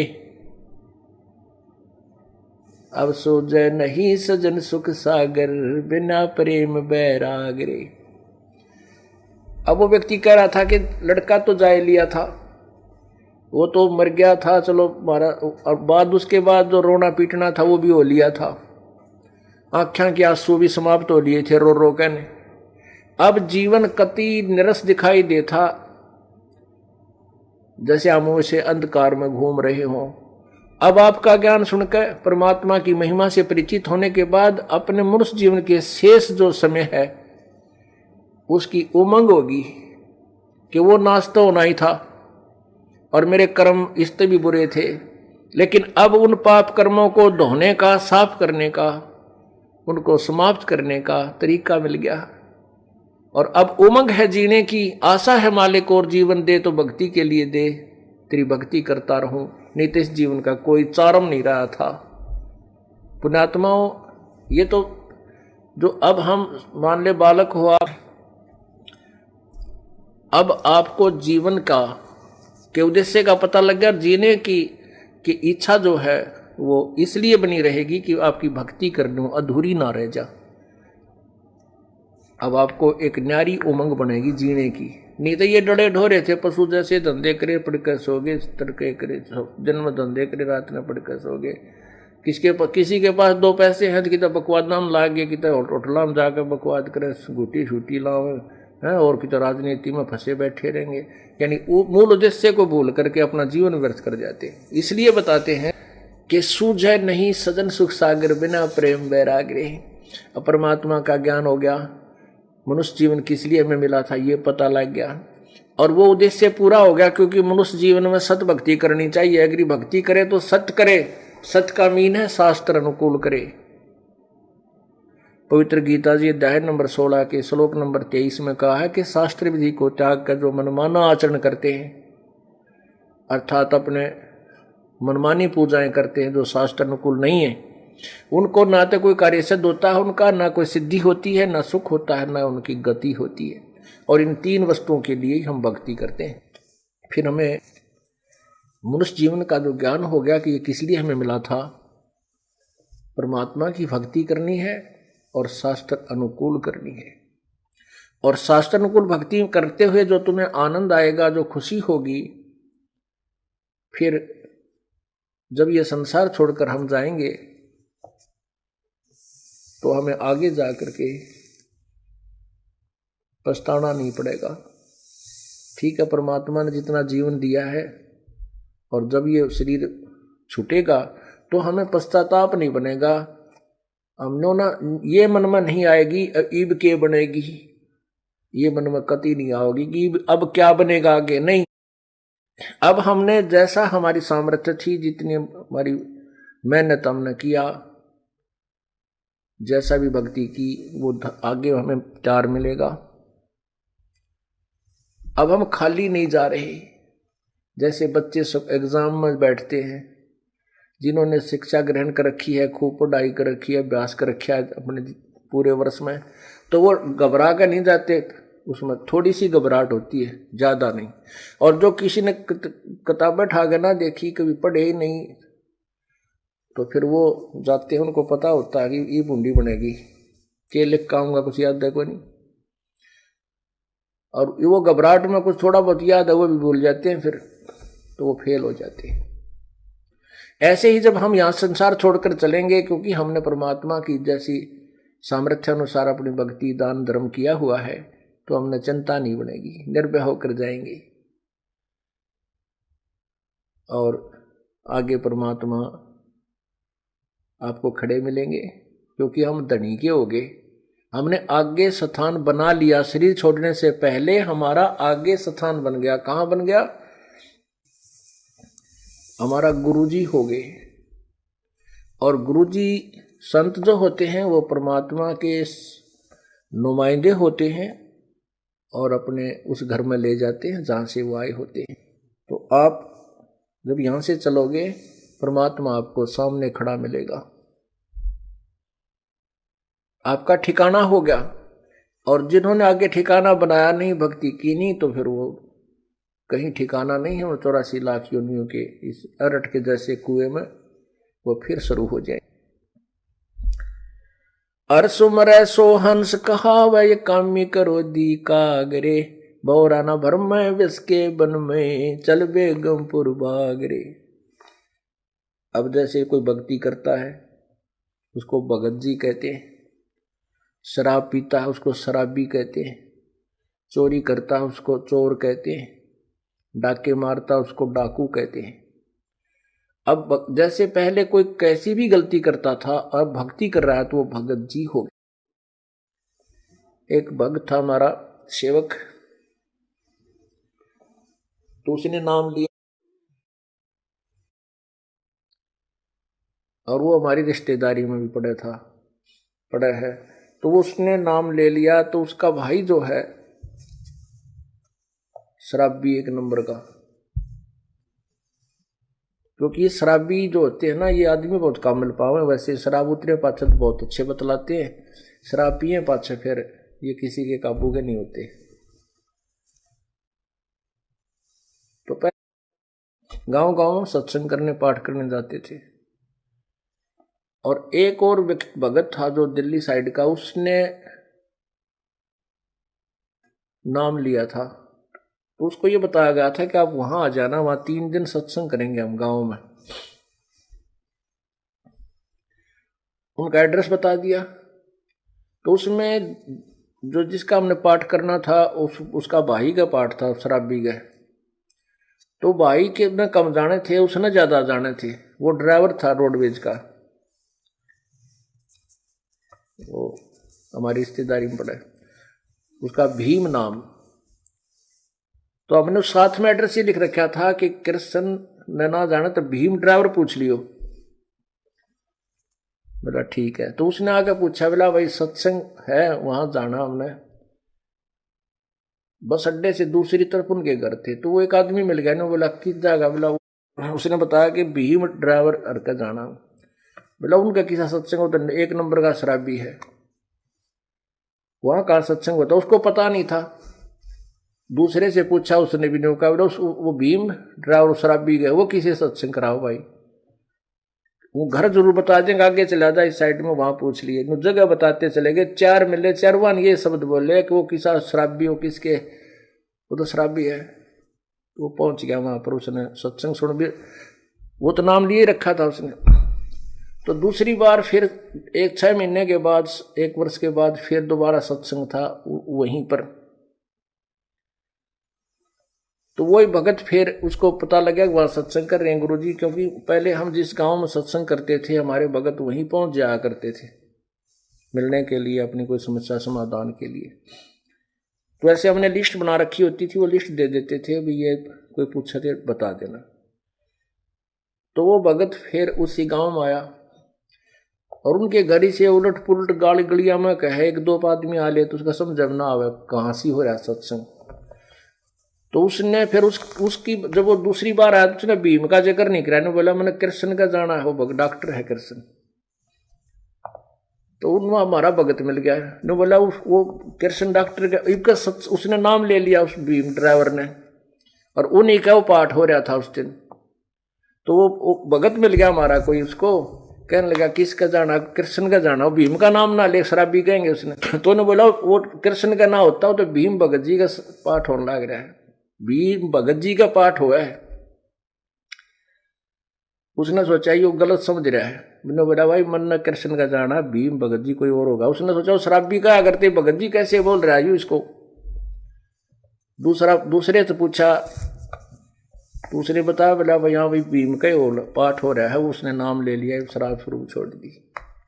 कहने का भाव दास का ये है कि पहले तो शराबी को आओ था और अब भीम भगत जी नाम से प्रसिद्ध हो गया। तो इसका यही अर्थ है कि हर सुमर सो हंस कहावे कामी क्रोधी कागरे, और भौरा ना पर में विष के बन में चल बेगमपुर बागरे। कहने का भाव यह है कि यह संसार एक विषय विकारों का वन है, और जैसे कीकर के बबूल का बाग वन हो, उसमें जहां भी जाओगे कांटे लगेंगे। तो ये संसार जो है ये बबूल का वन है, इसमें कदम कदम पर पैराम ना लगेंगे तो मुंह पर लगेंगे, कितना न कितना हाथ में लगेंगे, यानी कोई न कोई कष्ट इस संसार में आपको बना ही रहेगा। बेगमपुर बाग में चलो जहां पर कांटे नाम की चीज नहीं, बेगमपुर, बेगम, जहां कोई कष्ट ना हो, कोई दुख ना हो, कोई गम ना हो। अब ये जैसे ये जो शब्द इस दास ने सुनाया है, ये एक नित्यानंद जी संत हुए हैं, उनका उनकी इसमें छाप लगी है। वैसे ये यही शब्द कबीर परमात्मा की शब्दावली में भी है, उसमें 2 लाइन और एक्स्ट्रा है। तो ये संतों ने ऐसे एक दूसरे की ज्ञान से ही ज्ञान होता है, उनके ज्ञान सुन के इसने अपनी तरफ से बना दिया। बाकी संकेत यही है, जीव को बुराइयों से हटा करके और अच्छाई की तरफ ले जाना। अब जिसको जितना ज्ञान है वो वहीं तक बोल सकता है। नित्यानंद जी के गुरुदेव जो है गुमानी दास जी विष्णु उपासक थे। अब इन संतों ने, भक्तों ने स्वर्ग को ही बेगमपुर मान रखा है, लेकिन स्वर्ग जितना दुख की तभी को नहीं, क्योंकि हम सुख मान रहे हैं इस गोटी सूटी लाड़ने, डांस डूंस देखने, अच्छे फल आहार खाने को, इसी को सुख मान रहे। और वो स्वर्ग में अपने ही पैसों से, अपने धन से खूब प्राप्त है, वहां पर पर्याप्त भी है और प्राप्त भी है। कहने का भाव यह है कि हमने वो, इसने जो महापुरुष ने नित्यानंद जी को जो ज्ञान था, इसने स्वर्ग तक के ही जाने के लिए प्रेरणा दी है। लेकिन अब हमें ज्ञान हो गया कि हमें तो सतलोक चलना है, इसलिए हमने इन्हीं प्रेरणाओं से अपने सतलोक की तरफ अग्रसर होना है, बुराइयों से बचना। कहते हैं भौरा ना भर में इस विष के वन में, विषय विकारों का जो जहर रूपी वन है, इसमें मत चल बेगमपुर बाग रे, सतलोक को चल। कबीर साहब के शब्द में, इसी शब्द में, जो कि तो पूरी पंक्तियां ये तो है ही, लेकिन लास्ट वाली नहीं है। उसमें क्या है कि मान ले तू जाग भी गया, ये जागना नहीं है कि सुबह उठा और होका भर के पीन लग गया और गुड़ गुड़ करने लग गया। कहते उठ सवेरे भरात्मा खू के जाग्या निर्भाग रे,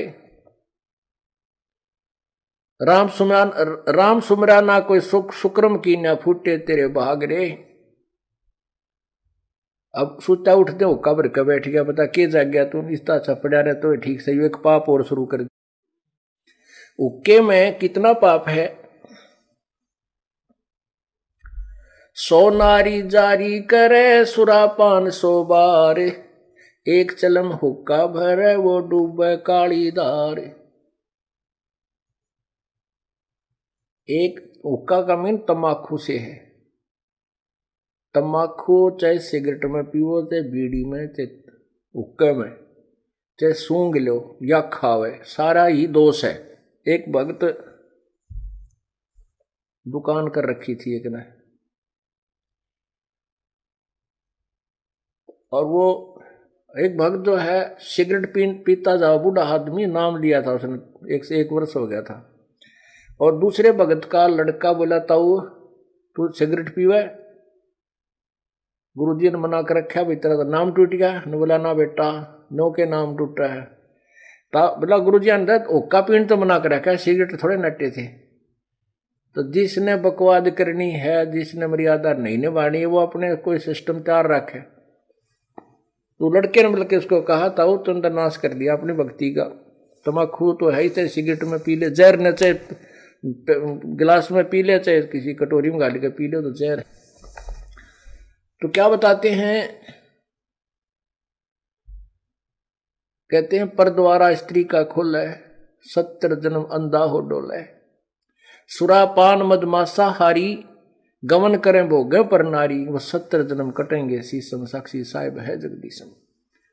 जैसे किसी पर स्त्री गमन करने वाले को कितना दोष होता है, कहते हैं 70 जन्म अंधा हो डोले, फिर सुरापान मदमांसाहारी, दारू पीवे, मांस आहार करे और परस्त्री गमन करे, उसके साथ क्या होगा? सुरापान मदमांसाहारी गमन करे भोग पर नारी, 70 जन्म कटेंगे शीशम, साक्षी साहेब है जगदीश। कहते हैं उसके 70 जन्म तक बुरी तरह दुर्गति से मृत्यु होगी, कभी मुर्गा बनेगा, कभी बकरा बनकर उसके शीश कटेंगे, यानी दुर्गति से बहुत बुरा हाल होगा। अब उन सबको मिलाकर 100 नारी जारी करे, ओए होए, और 101 फिर कहते हैं मजरा पीवे कड़वा पानी और 70 जन्म कुत्ते के जानी, ओए होए। शराब पीने वाले के 70 जन्म कुत्ते के होंगे कंटिन्यूस, आगे गधे वाली नंबर के बाद में होगा, पहले कंटिन्यूस 70 जन्म कुत्ते के होंगे, और कुत्ते का जन्म तो एक कब तेरा। अब तो दारू पी का बकवाद करें, और फिर कुत्ता गंदे नाले का पानी पीता है। कहने का भाव ये बता रहे हैं परमात्मा के 100 नारी जारी करे, एक परिस्त्री गमन का कितना पाप है, 70 जन्म अंधा हो डोला है, और 70 जन्म कटे शीशम। और कहते ऐसे ऐसे 100 कुक्रम कर ले, 100 पाप, 100 नारी जारी करे सुरापान 100 बार, एक बार शराब पीने तक कितनी हानि बताई, मदरा पीवे कड़वा पानी, 70 जन्म कुत्ते के जाए। 100 नारी जारी करे सुरापान 100 बार, और एक चिलम हुक्का भरे वो डूबे काली धार, उनसे भी अधिक कितना पाप है। कहते एक हुक्का भर के देने वाले को, पीने वाले का तो बेड़ा गर्क होएगा, जो भर के दे उसमें सहयोग देता है उसको भी इतने पाप लगेंगे, वो भी डूबे काली धार अर्थात घोर नरक में डाला जाएगा।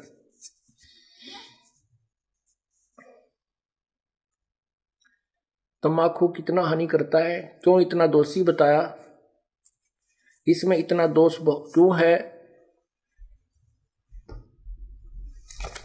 एक हुक्का पीने वाला या सिगरेट पीने वाला, बीड़ी पीने वाला हुक्का पीवे, धुआं छोड़ है, वो धुआं सारे घर में घूमे, वो नवजात बालक छोटे छोटे वह सो रहे हैं, उनमें भी धुआं, श्वास से उसकी बदबू जावे धुएं की, यानी पूरे परिवार के नाक में दम रखे और फिर वातावरण दूषित करे। ओके की धुआं का जब छोड़ते हैं उसमें ना जाने कितने इस वायुमंडल में छोटे छोटे जीवाणु होते हैं, वो अंधे होकर नीचे गिरते हैं धुएं के इस इफेक्ट तक, और पैरों तला करके मरते हैं। वो एक घूंट मारने से उसको कितनी जीव हिंसा कर दी, यानी कितना धुएं से कितना हानि कर दी, वो पाप उस तंबाकू प्रयोग करने वाले के बैड अकाउंट में जाते हैं।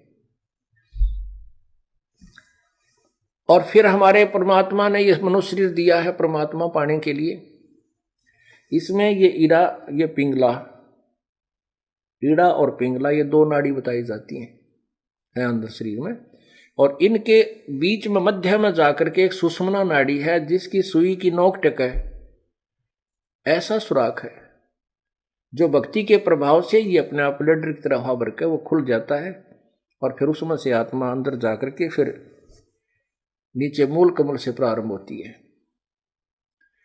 अब क्या होता है कि उसमें तंबाकू का जो पीते हैं तंबाकू, और नाका में छोड़ दिया करें, गोटा मारेगा नो छोड़ दिया करें, तो वो धुआं जो है उस सुराख को पालिश कर देता है, परमात्मा के पाने वाले उस मेन गेट को बंद कर देता है। तो इससे बड़ा शत्रु हमारा और क्या हो सकता है? फिर इस जीवन का के फूकेंगे तो ऐसा गधे का ऐसा कुत्ते का, जब भगवान नहीं मिला इसमें, वो रास्ता बंद कर दिया। दास ने ये सत्संग किया और वो पुण्यात्मा जो बूढ़ा मैं बताऊं था कि भाई बुढ़ापे में सारी उम्र तक हो दी और 65 साल की उम्र हो दी थी, ये सत्संग सुन रहा था ऊपर बैठ कर दूसरे बेटे की छत पर, आगे पाखंडी है मेरा छोरा भुका लिया, मनमनो का था मेरे से गंदे गंदे विचार आवे थे आप आए जब आपके। तो उसने पहले हम 3 दिन सत्संग करते थे, 2 रात को, अगले दिन सुबह कर करके फिर भोग लगा के हम प्रस्थान करते थे। तो पहले दिन तो उसने सुना बूढ़े ने सत्संग, और दूसरे दिन तो वो सत्संग, जब अगले दिन भी उसने सत्संग सुना, भोग लगना था अगले दिन तो बूढ़ा यानी शाम के समय जब सत्संग खत्म हो लिया वो आ गया। और वो पहले उस बच्चे ने और उसके अपने पुत्र वधु ने कई बार नो कहता तुमने नाश करोगे, हैं यहाँ के बुला लिए, ये नाश करने लग रहे, तुम ऐसे ऐसे करते हो, ये पाखंड के कर रहे हो तुम। तो उसकी पुत्र वधु ने सोचा ये बूढ़ा है भी महाराज जी ने कि वो नहीं सीखी कहेगा, यो इज्जत का गाक बनेगा हमारी का। अब बोल रहा कि उसने बाप आकर बैठ गया और वह खड़ी होगी दूर सी, अजीब देखे रहा के बोल रहेगा इसने की का बूढ़ा, और लोग ने शर्म लिया हो भाई मैं माना रहा मारे इनके कहेगा। तो बूढ़ा ने बोला महाराज जी हमें पता था कि भाई जो सत्संग नहीं सुनते वह ठीक तो बोला नहीं करे, हमने सारी तरह के आदमी देखे, 4-5 वर्ष गांव गांव में गए, हमने कोई इससे लेना देना नहीं था भाई, कोई राजी बोला उसका बड़ा बुंडा बोला, अपने जुबान और कान दोनों बंद कर लेते। मैं कह लेगा मानने थोड़ी बहुत बतावाएंगे भाई, नहीं मानेगा तो इसकी मौज है। कहने लगा महाराज जी मेरे ये 3 बेटे बताए, उसने 2 इतना जान नहीं। बोला हमारे पास 2 किले थे, आज मैंने 8 किले 9 किले और मोल लिए अपने जीवन में, और पशु से भी बदतर धंधा किया हमने। और आज जो आपका ज्ञान सुना ये बातें मैंने कभी सुनने को नहीं मिली ना। मैं कि तो जाया करता, मैं 3 सत्संग करने वाला न पाखंडी समझा करता था। आपका ज्ञान सुना मैंने वहां ऊपर बैठ करके। अब मेरा केरा होगा न्यो कह बूढ़ा रोन लग गया, जिस तरह बालक रोया करे न्यो पड़ के। मैं बोला की बात होगी, क्यों नहीं क्या बात होगी, मैंने समझाया। फिर तो दिल सा उसका डट लिया, जब लग गया बताना। कहने लगे ये बात तो मैंने जिंदगी में कभी सुनी है को नहीं, जो आज आपने, मेरा तो कालजा पाटन हो रहा, नींद नहीं आई रात को मुझे। मैंने तो इतने हुक्के पी रखे हैं कि हुक्का सीला नहीं होने दिया करता। अब मेरा कीड़ा होगा, मेरे जैसे पापी का क्या इलाज, जो मैंने सारा जीवन पशु से बदतर धंधे किए, और अब उम्र चली गई, अब भक्ति हो को। फिर रोने लग गया, फिर रोने लगा वो। मैं फिर उसको समझाया, मैं बोला कुछ नहीं बिगड़ा है अभी तक, इस आत्मा के इस जीव के असंग जन्म हो लिए, और यदि अब भक्ति नहीं शुरुआत करी तो आगे भी ये झंझट सदाई बना रहेगा। आप अब शुरू कर दो, इस उम्र में कोई फर्क नहीं पड़ेगा। न बताइए क्या होगी, दिन के बरा कै दिन का मैं मान हूं, कितने वर्ष का, अब तो मुश्किल है, नो नाड मारे। फिर उसको समझाया कि ध्यान से सुनो आप, जैसे कुएं में बाल्टी पड़ दियो, डोल है, बाल्टी होती है जिसका रस्सा बांध कर पानी बाहर खींचते हैं, और वह बाल्टी कुएं में चल पड़ी और उसका जो रस्सा लटकता हुआ आ रहा है। यदि हाथ पैर मार कर दौड़ धूप कर उस रस्से को लास्ट बीट, उसकी जो लास्ट एंड बीट है ना पूछड़ी, वह नेजू की उस रस्से की, बाल्टी के बंधे हुए रस्से की पूछड़ी ठहगी, यानी एंड भी मिल गया, 4 उंगल का रह रहा वो भी हाथ में आ गया तो कुछ भी ना गया, वह बाल्टी भी आ और पानी भी मिला। अब जावत ये कि जब हाथ पा नहीं मारेंगे तो गई, वो तो जा ही रही है। पहले लंबे लंबे रस्से हुआ करते, गहरे पानी होते थे कुओं में, और कम से कम 50, 60, 100 फुट तक की लंबी रस्सी होती थी, तो उसको जाने में भी समय लगता था। तो अगर उसकी पूछड़ी भी ठहगी ना नेजू की उस रस्से की, तो कुछ भी कौन गया, और नहीं हाथ पा मारेगा तो गई, फिर तो कुछ भी हाथ नहीं लगेगा। यह बात उस बुढ़े के कसूती जच गई। मैंने उसको समझाया कि आप नाम शुरू करो, मोक्ष नहीं होगा तो मनुष्य शरीर आपको गारंटीड मिलेगा। वैसे तो मोक्ष इसी में हो जाएगा, कोई बड़ी बात नहीं है। आप सत भक्ति करो, सच्चे मन तक लगो और पूरी मर्यादा निभाओ, मुक्ति में कोई बात है।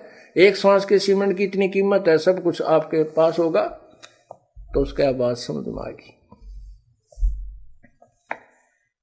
परमात्मा कहते हैं जीवन तो थोड़ा ही बला दे, सत्य सुमन हो, और 1,00,000 वर्ष का जीवना कोई लेख दे ना को। थोड़ा जीवन बतेरा जो सच्चा सुमन हो, सच्चा मार्ग हो, सच्ची श्रद्धा से आप करो, डर के करो, फिर मर्यादा में रहते हुए करो, तो कोई मोक्ष में कोई ज्यादा वो नहीं है। तो वो कहने लगा जी ना तो मैं दान कर सकता, ना मैं धर्म कर सकता। मैं बोला ये तेरे बेटे तेरे तो पहला नाम पाएगी। जब वह बुढ़िया वह माई आ गई वहां बैठ गई, ने बोली अपने ससुर के लिए एक पाठ तो मैं कराऊंगी। मैं बोला देख हो गया तेरे दान शुरू, परमात्मा पर लगो रास्ते आप खोल देगा, कोई आप सुमन करो। आपने जो सुमन से बड़ा तो कुछ भी नहीं है, आपके हाथ में कुछ नहीं है, मान लिया। अपनी भक्ति करो, सुमन बढ़ाओ, सारा कुछ इसी में आ जाएगा। भक्ति करो डट के, क्योंकि दान धर्म सेवा जो है हम हृदय साफ करने के लिए कराते हैं। और ई बाप का कर्जा पाटन न हो यार, कुछ पाप करने की जगह रही नहीं। पाप तो आप केवल इसलिए करो थे कि ये ओका पीओ थे, और तेरे बच्चे बहुत समझदार हैं, आपके लिए खूब यज्ञ भी कराएंगे, ऐसी बात थोड़ी है। तो उसने उस बुढ़े नाम लिया, 10 वर्ष वो जिया, खूब डट कर भक्ति करी, तीनों नाम प्राप्त किए और अपना शरीर छोड़ के आराम से चला गया। बोलो सतगुरुदेव। तो इसलिए बताता है कि और बात तेरे काम न आवे, संतों शरण लाग रे, के सोए गफलत में बंदे, जागे जागे नर जागे रे। सत साहिब। नमस्कार जी। सत्साई भाई। क्या नाम है बहन जी आपका? जी हेमलता दासी। हेमलता जी, आप कहाँ के रहने वाली हैं? दिल्ली की हूँ, तुगलकाबाद बदरपुर बॉर्डर के पास से। बहन जी, संत रामपाल जी महाराज से नाम दीक्षा आपने कब ली? जी मैंने सितंबर 2014 में। संत रामपाल जी महाराज से नाम दीक्षा लेने से पहले आप क्या भक्ति साधनाएं करती थी? भैया मेरे संत रामपाल जी महाराज से दीक्षा लेने से पहले दुर्गा जी की पूजा करते थे, नवरात्रे रहते थे, कृष्ण जी की भक्ति करते थे, शिव जी की भी भक्ति करते थे। जहाँ कोई मज़ार पे जाता था मज़ार पे भी चद्दर चढ़ाते थे। और जैसे कि कहीं पे कोई धाम बना देता है, जैसे भी जाता है कि आप वहाँ चले जाओ वहाँ आराम हो जाएगा, वहाँ चले जाओ वहाँ आराम हो जाएगा, तो हम हर जगह जाते थे, चद्दर भी चढ़ाते थे। जो भी जैसे कहीं पे धाम बना देते हैं कि वहाँ से किसी को लाभ हो गया, तो हम भी भेड़ चाल में हैं वहीं चले जाते थे। बहन जी, आपने बताया कि आप दुर्गा जी, कृष्ण जी और शंकर जी की भी भक्ति करती थी, और भी बहुत सारी साधनाएं आप करती थी। तो जो ये साधनाएं आप करती थी, इनसे आपको क्या लाभ प्राप्त हुए? देखो भैया, लाभ तो हमें पता ही नहीं था कि लाभ वो चीज़ होती क्या है। हमने तो जो कहते थे कि अच्छा हो गया तो दुर्गा जी ने दे दिया, बुरा हो गया तो हमारे कर्म का लेखा है, और यही हमने सुनता आया है और यही हम कर रहे थे। इससे ज़्यादा हमें कोई लाभ नहीं हुआ। लाभ हानि का तो हमें कभी पता ही नहीं था कि लाभ क्या चीज़ होती है और हानि क्या चीज़ होती है। जब फर्स्ट टाइम प्रेग्नेंट हुई थी, मेरी तो 8 महीने की बेटी में, अब तो फिलहाल बेटी है ही, लेकिन जब मैं 8 महीने प्रेग्नेंट थी, मुझे तब से प्रेत बांधा थी, जो मुझे लगातार 14 साल रही। जो उसके बाद मेरे पथरी भी हो चुकी थी, पथरी भी थी, मेरी दोनों गुर्दों में पथरी थी, एक 7 mm की थी, एक 4 की थी, और मेरा हाथ फ्रैक्चर हो गया था। और मेरे जो हस्बैंड थे वो भी स्मोकिंग करते थे, कभी कभी नशा भी करते थे, और मतलब हम हमेशा बीमारी से ही ग्रस्त रहते थे जैसे भी था, तो उनसे हमें कोई लाभ नहीं हुआ। बहन जी, फिर आपको संत रामपाल जी महाराज के बारे में जानकारी कहाँ से मिली? जी 2014 में अगस्त में मेरी बहन है जिन्होंने नामदान लिया था, तो उन्होंने थ्रू हम लोग गए थे बरवाला, वहीं से हमने संत रामपाल जी महाराज से नामदान लिया सितंबर 2014 में। बहन जी, आप 2014 में सतलोक आश्रम बरवाला गए और संत रामपाल जी महाराज से नाम दीक्षा ली। हमने संत रामपाल जी महाराज के अनुयायियों से सुना है कि उन्हें संत रामपाल जी महाराज से नाम दीक्षा लेने के बाद कोई ना कोई लाभ जरूर होते हैं, चाहे आर्थिक हो, भौतिक हो, आध्यात्मिक हो या शारीरिक हो। तो क्या संत रामपाल जी महाराज से नाम दीक्षा लेने के बाद आपको भी कोई लाभ प्राप्त हुए? सर, लाभ तो मुझे बहुत सारे हुए हैं। परमात्मा इतने लाभ देते हैं जिसका कोई वो ही नहीं है, लेकिन मैं आपको उसमें से कुछ लाभ बताती हूँ। जैसा कि मैं जब फर्स्ट टाइम प्रेग्नेंट हुई तो मैं 8 महीने प्रेग्नेंट थी, तब से मुझे प्रेत बाधा लगी थी भैया। उसके बाद जब मैं 2014 में मैंने संत रामपाल जी महाराज से नाम दीक्षा ली, तो 14 साल में मुझे फर्स्ट टाइम रिलीफ हुआ और फर्स्ट टाइम आराम हुआ कि मुझे उस प्रेत बाधा से मुझे कभी फिर कोई दिक्कत नहीं हुई। दूसरी लाभ ये हुआ भैया कि मेरा हाथ फ्रैक्चर हो गया था, मैं सीढ़ियों से गिर गई थी, मेरा हाथ फ्रैक्चर हो गया था, 2 जगह से हुआ था। तो मैं डॉक्टर के पास गई तो उन्होंने कहा कि आपके हाथ पर प्लास्टर होगा। लेकिन भाई मैंने कभी दोबारा डॉक्टर के पास नहीं गई, नहीं मैंने अपने हाथ पर कोई प्लास्टर लगवाया, और मैंने संत रामपाल जी महाराज के ऊपर सब कुछ छोड़ दिया। उन्होंने ही मेरे हाथ को आज बिल्कुल ठीक कर दिया। मैं उससे सब कुछ काम करती हूँ, सारा भार उठाती हूँ, करती हूँ, कभी उसमें दर्द तक भी नहीं होता है। तीसरा लाभ, भाई मेरे 2 साल का बच्चा था जिसको बिजली ने 2 बार पकड़ा था, और जबकि हम में घर में से कोई भी नहीं था, और हाई वोल्टेज एसी के तार लगे हुए थे, जिसमें उन्होंने एक तार सॉकेट में लगाया और एक तार को उसने अपने हाथ से पकड़ा मेरे बेटे ने। और शायद हम संत रामपाल जी महाराज की शरण में नहीं होते तो भैया आज मेरा बेटा बिल्कुल ठीक मतलब हमारे सामने नहीं होता।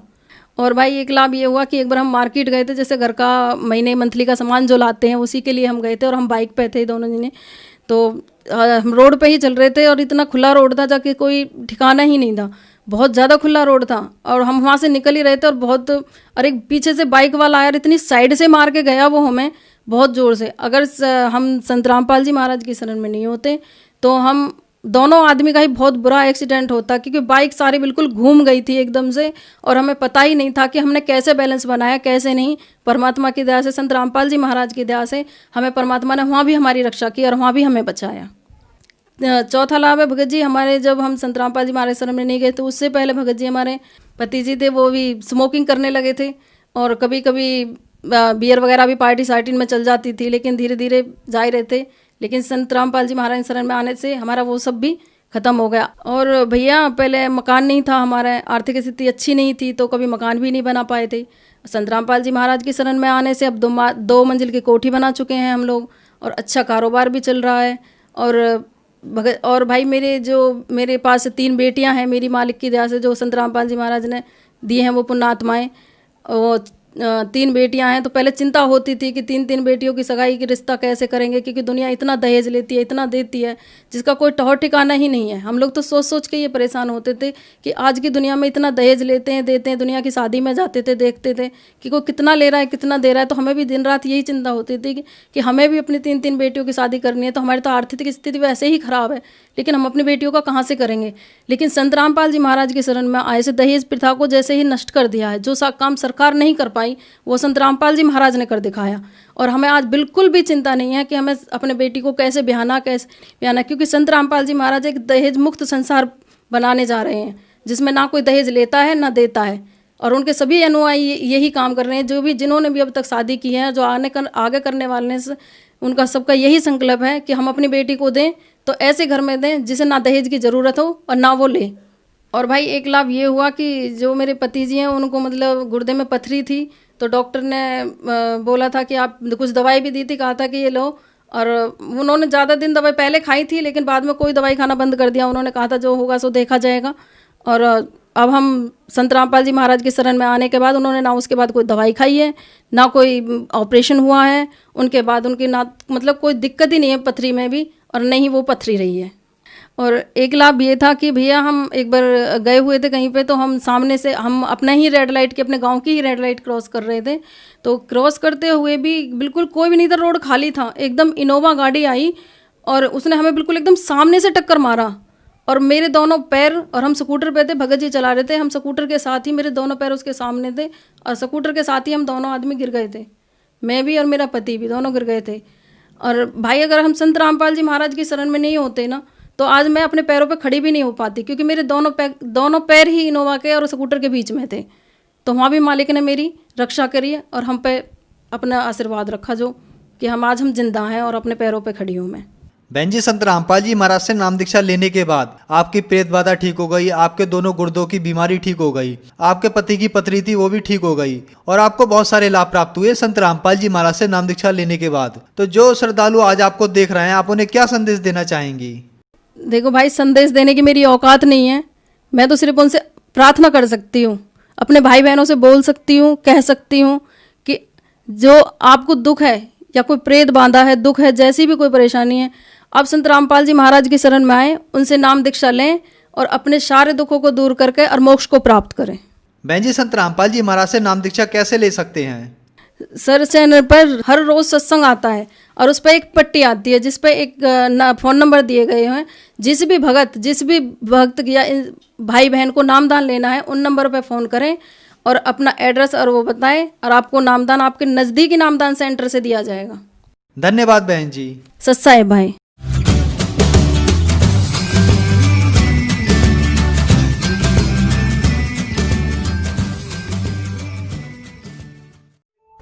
बोलो सतगुरुदेव की जय हो।